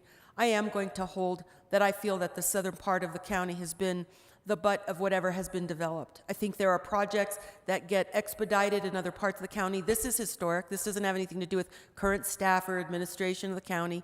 It has both to do with the city and the county. But southern part of Santa Fe has just been the dirt end of it. I've witnessed this. I'm speaking as a witness, okay? I'm not talking about something that I've heard and is troublesome and it's bothering people. But when I met with the community this morning and the EPA money that they got because they can substantiate now a pattern of stuff that's happened to just further, for lack of a better word, no, there's not. Actually, it is contaminate this part of our community and then to move quickly on other projects that have everything to do about the joie de vivre and a quality of life that we can all enjoy when there are people whose health is under attack, if you will. It sounds like hyperbole, but that's how people wake up and feel. When they can smell the tar from the asphalt operations and the water's contaminated. I really ask that we start thinking health and safety. I get a balanced model, but I can also drive just about 10 miles north and see a much better place to hang around and not feel like we're protected as a community. So I really ask, and I say this with utmost sincerity, that we rethink how we prioritize our projects. I'm not here to argue with the rest of my commission, but when we look at what these environmental justice issues are in our county altogether, I can just say it over and over again, because we will contend with those who have way more money and have all the services that they need, who have the paved roads that they've ever wanted, who have the convenience centers that have way more going for them than the one that we have that is kind of hopping along with an old mobile unit, and then the rest of the county that just has a little shinier edge on it. And I have witnessed it. So I'm not saying this out of just some born yesterday issue of contention. I'm saying this has been an issue in South Santa Fe County for as long as I've been alive. And I can say that because I am from both Santa Fe, the city, and the family in La Cienega and La Cieneguilla, and I've watched it. So I'm working right here, right now, and I'm asking that we really rethink. I'm glad we have a balanced plan. I'm glad we'll have some more pickleball courts because I've heard about those since I was at Santa Fe Community College. But the truth is, and I'm just running out of air because I got a lot to say, the truth is, I don't care about a pickleball court when people don't know if they can drink their damn water. And that's what I have to say. Thank you. Thank you. That was much more passionate than what I was going to say, but I am. I was wondering why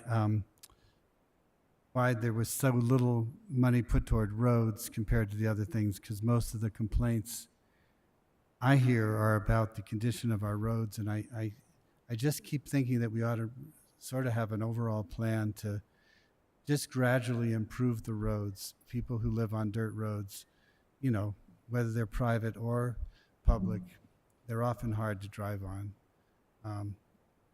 So I don't know. I just wonder why only $5 million is put to roads and $16 million to open space. I mean, I would benefit, my district would like open space and trails, but I just wonder if we do really want to spend all that money on open space, and maybe we want to spend a little more on roads.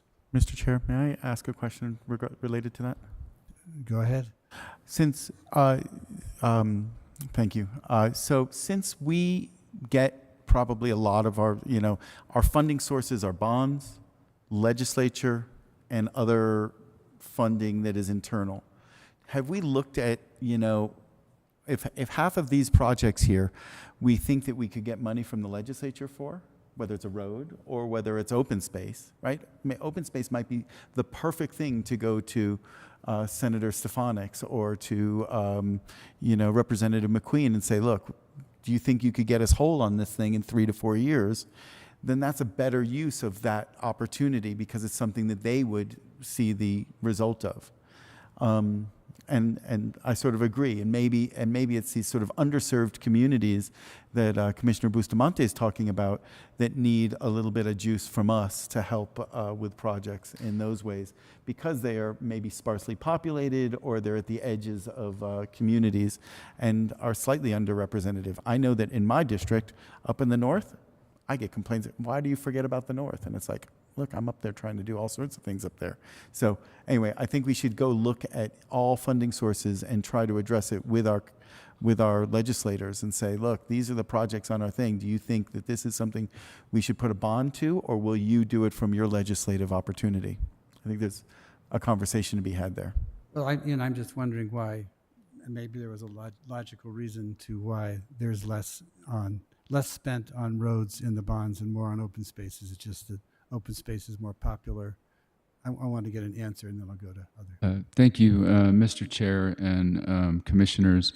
Again, these are staff recommendations. I think a couple of things went into that. One is to further, again, the economic development relative to outdoor recreation and complete what has been multiple years relative to the rail trail and continue the progress on the Santa Fe River Greenway. Relative to roads overall, looking at the county's capital outlay project list generally, I think it is fair to say that the county is investing a significant amount of money in roads countywide. This is, with regard to general obligation, bonds only. So I think you do need to look at, the entire picture of the investment in roads. And in addition, as part of our ongoing efforts to maintain the current level of service, the Public Works Department, has inventoried, our roads relative to their current state. And part of the budget that was approved by the board was to allocate, I think it was $4 million in hold harmless funds to continuously invest in the upkeep in our roads, and we scored that as a recurring investment. So my first observation is we'd have to look at the totality of the investment that the county is making in roads. With regard to, I think, a different question that was included in your statement, which was the potential adoption of certain private roads that are, meet a certain functional classification level. The planning division of the Growth Management Department, I believe, is working with the Transportation Advisory Committee to move that forward. Leandro, if you want to come forward, if you're still present. Maybe you can address that. That's a different issue, but the funds that are not being allocated at this time, or if the board wanted to scale back the general obligation bonds in general so as to reserve more capacity to allow that to develop, that would be an option. But at this point, we're not yet at the stage where we have that plan in place so that we can be transparent and consistent with such requests that the county adopt what are currently private roads. So I hope I addressed your question. Yeah, and I understand that about private roads, but I don't know. Leandro, do you have more to add? Mr. Chair, no, just that, yes, that is true. We are working on that. We've challenged staff to come up with a process that is both transparent and consistent so that we can do it more often and take some of these roads that might seem like a big challenge and very expensive and figure out how to break that into smaller chunks or smaller planning segments so that we can achieve that goal over time. Okay. Commissioner Hamilton, did you have something? Well, frankly, some of the facts of what I was going to suggest have already been explained. But I think the perspective on this is that there's a strategy of what you fund from what sources. And to look at this and say we're investing a lot less in roads than in open space is not true. It's because that funding comes from different sources. Now, if to analyze, because I don't disagree that the strategy of what you ask for, should be reviewed regularly as part of the commission's job, but it's a pretty solid basic strategy, and maybe to look at this distribution, we should remind ourselves of what we just approved in the budget process, of what other monies we spend on roads and why, and what we go after from the legislature, which is, just as an example, traditionally given inputs in different years about what they were going to be spending money on, and very often they're water and wastewater projects. They're usually not things like open space. So we tend to do some there when it's the type of project they have indicated a willingness to support, but we go to bonds for open space questions. So, and that's true for the other examples as well, including like water quality issues. So, which and flooding, there are other things that, priorities change because some issues are new. But that, all I wanted to say was that we have to look at the bigger picture to evaluate whether this strategy, which is just a piece of the strategy, is appropriate. By itself, looked at independently, doesn't reflect, it reflects Yeah, and I was an just intent hoping. to be, to look at many areas, but it doesn't reflect that we put inadequate money into roads. We just put it in from a different source. Yeah. Other comments? Commissioner Hanson? So when you're thinking about bonds, what are the voters going to vote for? No. They haven't rejected something in a while. The city has a bit of a pushback right now on the idea for a bond for roads. I mean, I think we have been really strategic in the last 7 years of thinking about what we put on the bond questions, because what do we know that constituents are going to vote for? And we've been lucky. They've been voting for, these are the things they care about. They care about open space and trails. There is no doubt about that.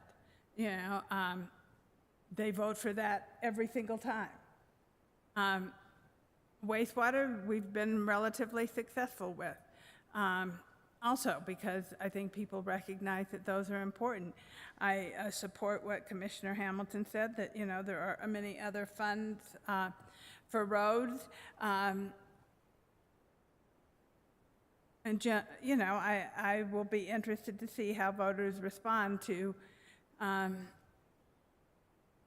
bond for roads when they kind of know that roads can be paid for in other ways. And since I've been spending a lot of time driving around lately on roads, I have to say that Santa Fe County roads look pretty good in general. I'm sorry I haven't driven too much in Commissioner Hamilton's district, but you're right. but I did There drive always leads, but yeah. somewhere in your district, and there was a new road, and it was nicely paved, and I thought, oh, and I mentioned to the people, and I came in, and I said, oh, I see you have a county road. And they go, yeah, one day it just got paved. And so, I think that this is a good example. I think depending on the legislature for anything is wishful thinking, and that we should start looking at what we get from the legislature as a gift, and just extra cap in our feather, not something that we're depending on for them to fund, because it hasn't been, I mean, 11 million, it's not that much. Well, 33 million? Yeah, it's 30.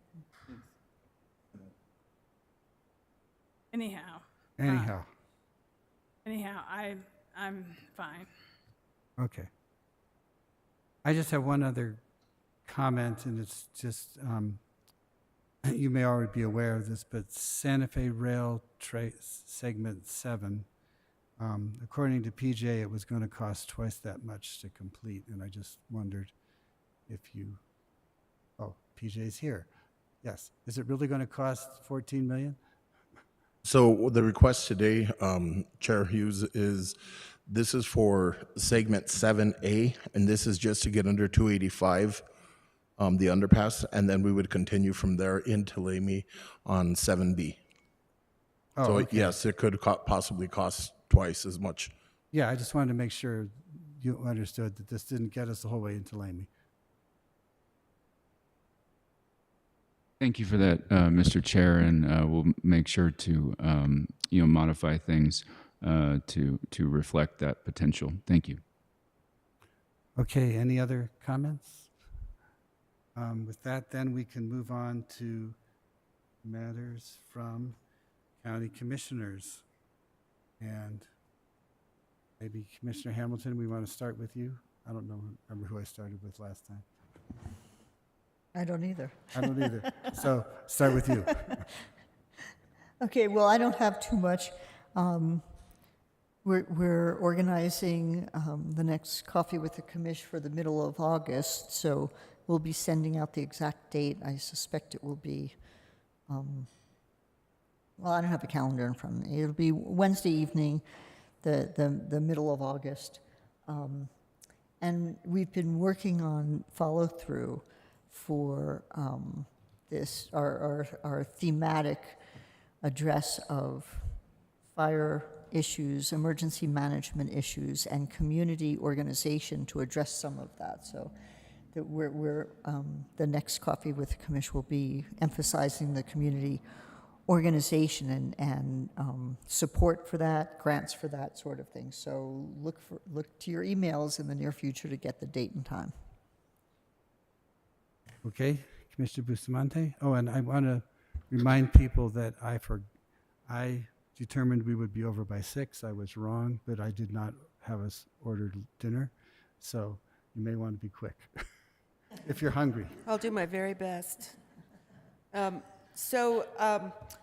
lot going on. We did meet with, as I mentioned earlier,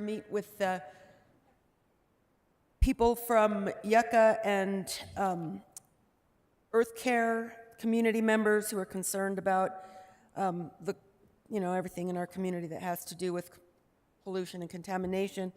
And when I think about our meeting today, and I just have to sort of note about being responsive to our communities, and I'm going to take this time to actually just ask for us to really think about when we make these efforts to do things to get money for our communities, that we consider that many of these options, opportunities, money sources have been available all along, and there have been reasons why some things have worked and some things have not.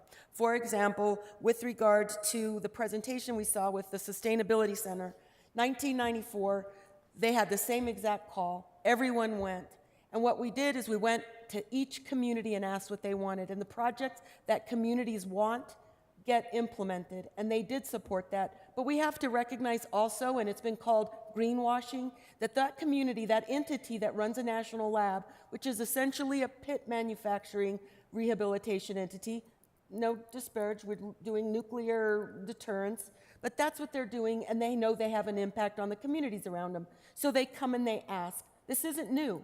So when we go to these different communities and we ask what their needs are, or wait a minute, that's the way we should do it, is go to these communities and ask what their needs are, not say, I had a great idea and we're going to get Santa Fe County to spend way too much time spending a whole lot of money on something that isn't appropriate for Santa Fe County. That exercise was done in the 90s. I mentioned that before, but I say that same thing in the spirit of who we're responding to as our constituents, and whether or not our constituents would support a bond as much as they like libraries, as much as they love community colleges, but as much as they love to assure that people in their community actually have clean water and a quality of life that anyone can be proud of, and that we don't have the part of the county that we get to point to that just sort of takes all our stuff. I have appreciated the interest and support on this dais, but when we get into whether the state's going to fund it and if it's NMED, each and every one of those funding sources has all along been an option.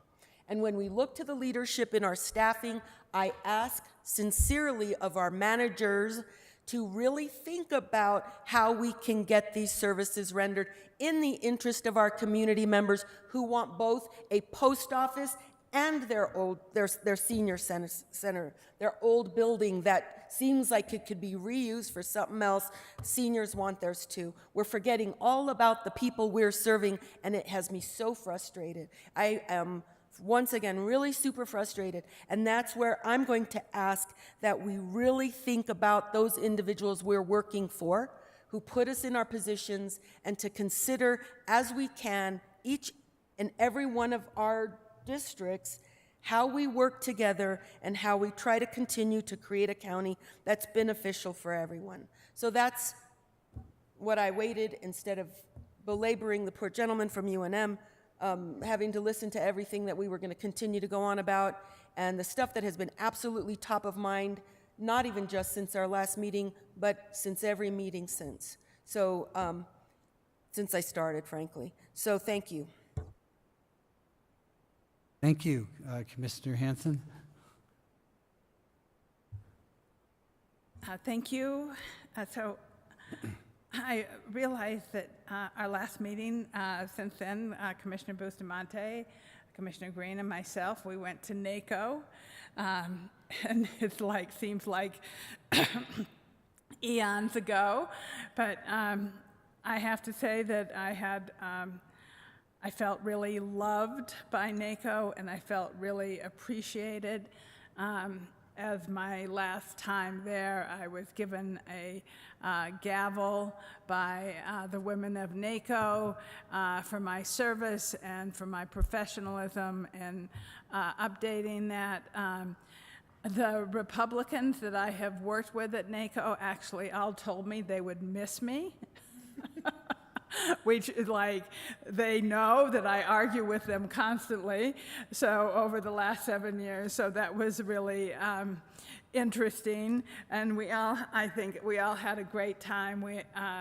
The women of NACO and the Arts and Culture Commission, which I also serve on, held a joint reception in the Tampa Art Gallery, and it was a really wonderful event with a number of people, and it was really fun. Then we came home, and it seems like it's been nonstop since we got home, for sure, but on this last Monday night, there was, DOE held another town hall. There was about 500 people once again attending, but there was a tremendous amount of frustration with the way that it was run. I didn't run it this time. It was kind of run by Los Alamos County and others, and there was a lot of frustration with it, which is unfortunate because it was an opportunity, and people Did they not accept a lot of comments? They accepted a lot of comments. There was no answers, and it wasn't well moderated.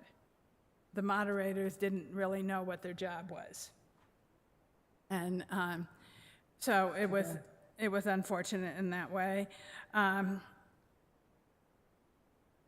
I have to say that thanks to the New Mexican, Inez printed my comment that I read in the Sunday paper. So I asked for a bunch of things from DOE, like maybe I should have asked Bechtel for money for roads and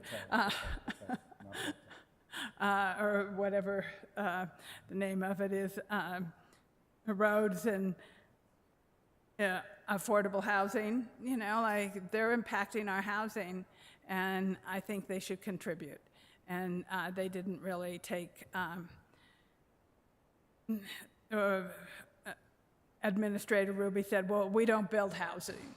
Well, you don't have to build housing, but you got $5.5 billion, so you could invest that in Santa Fe County, and we could build the housing.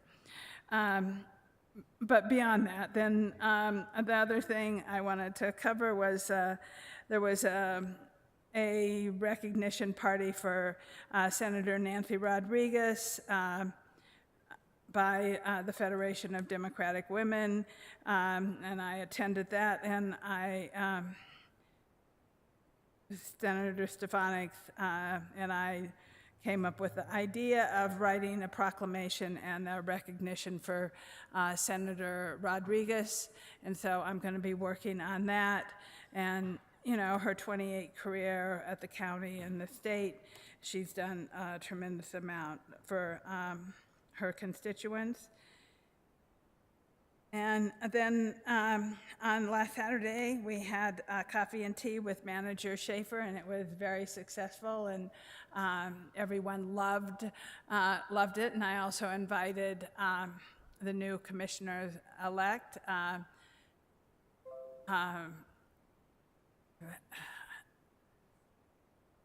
Kari Stone, Commissioner-elect Kari Stone, and Johnson, and they had a chance to say a few things and meet with Manager Schaefer. And my next coffee and tea is in I think August 24th, and I think that's enough for right now. So thank you, and I'll turn that back over to, or I'll go to Commissioner Green. I'll just pass. Thank you, Madam Vice Chair. I too was at NACO. It was a beautiful time to see sort of a send-off for Commissioner Hanson. There was lots of accolades and a little bit of baton passing on to Commissioner Bustamante and myself, is hoping to keep the standards high over at NACO and being participatory. I attended the employee picnic. That was beautiful over last Friday. It seemed like people were having a lot of fun out there. And, you know, Romero Park looks great, and it really looks nice over there. And so that was nice to see everybody out there enjoying themselves. We will be having, as Miles mentioned in the Matters for Public Concern, there will be a public meeting, community meeting in Rio and Medio on August 22nd. Primary aspect to talk about is about forest access and trail and open space, but it'll also touch on broadband, road access, water, acequia improvements, basically all of the issues that the Rio and Medio community, and to a lesser extent the Chupadero community, are interested in, and it'll probably be the first of multiple meetings on the subject. And then, as folks mentioned earlier, I was at Chimayo today to meet with the seniors and discuss their passion for the Benny J. Chavez Center, and I, you know, if it can't work for a post office, that's fine. We can continue as things are going, and we will avail ourselves to help secure a post office through other means. And so I'm okay adjusting our plans and seeing how we can work with the post office to do that. So, and then lastly, about an hour ago, I received an email announcing that Santa Fe County was just awarded $100,000 for a grant writing and engineering project grant by the New Mexico OBE, Office of Broadband Expansion and access. And so we just got $100,000. So we're going to be meeting with the chief of the Obey office tomorrow. And I can only say that he scheduled that knowing that we would be in a much better mood once we knew that we had just gotten that grant. So it makes it, part of the reason I had asked for this meeting was to say, what's going on here? I mean, this was supposed to be an easy grant to go for, and it's taken a long time. And so now we've just been awarded this. So this is great. So we've got some planning money to play with. I know that there's projects in all of our districts that could benefit from this. Hopefully we'll know whether our challenges were successful tomorrow. So they didn't announce that in this press release, but I'll find out for us tomorrow. So thank you very much, everybody. Mr. Chair, can I mention one more thing? One more thing. One Go more ahead. thing. I know we all went to the RECC ribbon cutting. So, and just because nobody else has mentioned it, it was fabulous to see. And I just wanted to mention just how impressed I was with the facility. It looks like a state-of-the-art facility. It's wonderful to be in. It was beautifully designed. It's, the workspaces, the workstations are amazing. The people looked busy, happy, reasonably happy. It was such a difference from the old RECC, and it's so important. But, in addition to being like really impressed and really so pleased that the county has this now, and because we service, more, lots of partners, I also wanted to give a shout out to PJ Montano and everybody who worked on that. Like, just in some casual conversation, they worked under some difficult circumstances, including the transition between directors when they didn't actually have, before Roberto came on, didn't have anybody really giving them direction, so they had to do a lot of research, which I found all that really interesting, that they really had to step up to make such a good design. And the county should really be proud of what they did, everybody who was involved, not just Public Works, but, starting there and, going to everybody who participated. Thanks. Sorry I didn't say that before. That's all right. Mr. Chair, Yes. on that point, I had the honor of being invited to a crime luncheon with the governor today, and I did take the time to announce to everybody in there, since we were talking about crime and where everything goes, is to our regional emergency management center. I did mention that we had a ribbon cutting yesterday for this incredibly beautiful building, and so I wanted to share that with everybody. Yeah, that was a very nice event yesterday and very impressive building. In District 5, I just have a couple of things to mention. The Public Works finally installed the school crossing that was funded a few years ago, and it's a raised bump in the crossing, to which there were numerous humorous comments in next door El Dorado, because people hit the bump without realizing it was there, including me, although at least I wasn't speeding, but I hit it at 35 miles an hour, and I went, whoa. But some people, I think, were going faster than that. And so, but that's very nice to have the school crossing in.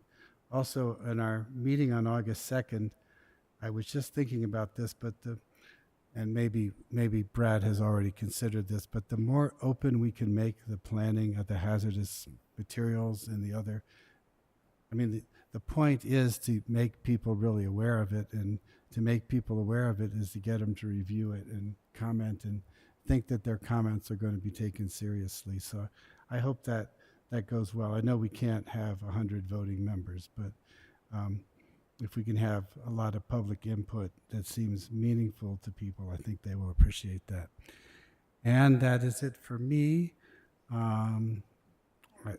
Commissioner, you and I both attended the employee. What's that? Other elected officials? No?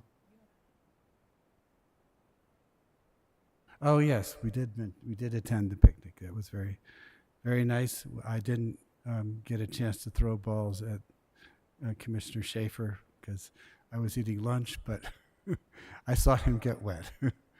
It was lots of fun. Okay, any other elected officials in the room or online?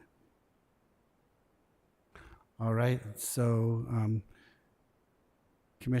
Attorney Young, are you going to give us the directions for our matters from county attorney?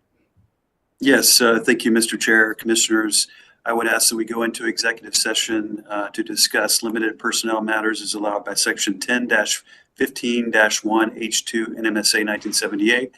Threatened or pending litigation in which Santa Fe County is or may become a participant is allowed by Section 10-15-1H7 NMSA 1978. And discussion of the purchase, acquisition, or disposal of real property or water rights is allowed by Section 10-15-1H8 NMSA 1978. And specifically including 4 items: settlement agreement with Gardner and Associates LLC, acquisition of real property for a solid waste convenience center, third, performance evaluation of the county manager, and then finally, a potential prohibited practices complaint. All right. Yes, Commissioner Hamilton, you're going to make a motion? Yeah, I just figured there's no point in not. I move that we go into executive session to discuss the matters that Attorney Young just outlined. Okay, motion by Commissioner Hamilton, seconded by Commissioner Hanson. Can we have a roll call? Commissioner Anna Hamilton, Yes. Commissioner Justin Green, Yes. Commissioner Anna Hanson, Yes. Commissioner Camilla Bustamante, and Chair Hank Hughes. Yes. Thank you.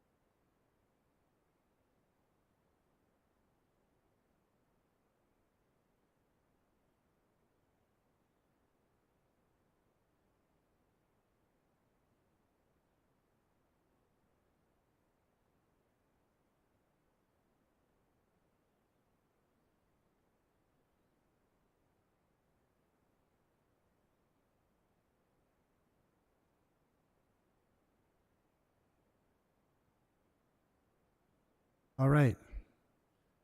Back in session. We have a motion to come out of executive session. I move that we come out of executive session, and the only thing that we discussed was the items that Attorney Young mentioned. And is there a Second. second? All in favor, say aye. Aye. And that was a motion by Commissioner Hanson, seconded by Commissioner Hamilton. And that was it. And now we move on to a presentation by Paul regarding our county line, utility line extension and delivery agreement. Oh.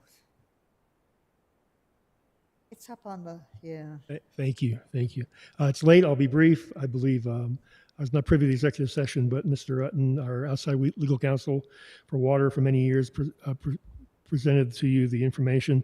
Two parts to this, a request for approval of the ULITA, as well as request for the agreement between Santa Fe County, Greer Garden Associates, and Greer Enterprises Incorporated.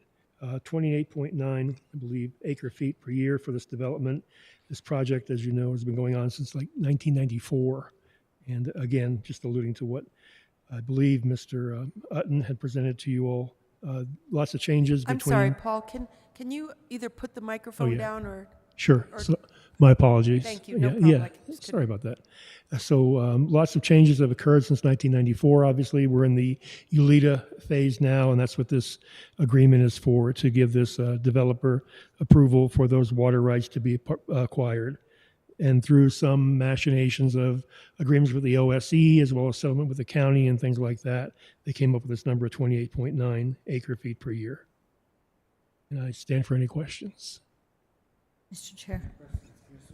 Just a Mr. technical Hamilton. question. Do we need the motions as two separate motions for the two pieces, or as one motion? It's all on one agenda item, so I believe it would be for One motion. one. Sounds right to you, then? Okay. Well, I'm happy to make a motion but if there are questions, go. I have no questions. Okay. Well, I move to approve both the county utility line, that's good English, county utility line extension and delivery agreement and the settlement agreement, Between Gardner. between Gardner and Gardner, and Greer, and Greer Santa Fe County, and yes. Santa Fe County. Second? All in favor, say aye. Aye. Aye. Opposed? It passes. Okay. Motion to adjourn. Is that it? Thank you so much for being Yes, my pleasure. Thank you all. Mr. Chair, I move to adjourn. Second. All right. Motion by Mr. Bustamante, seconded by Commissioner Hamilton. All in favor, say aye. Aye. Aye. We're adjourned.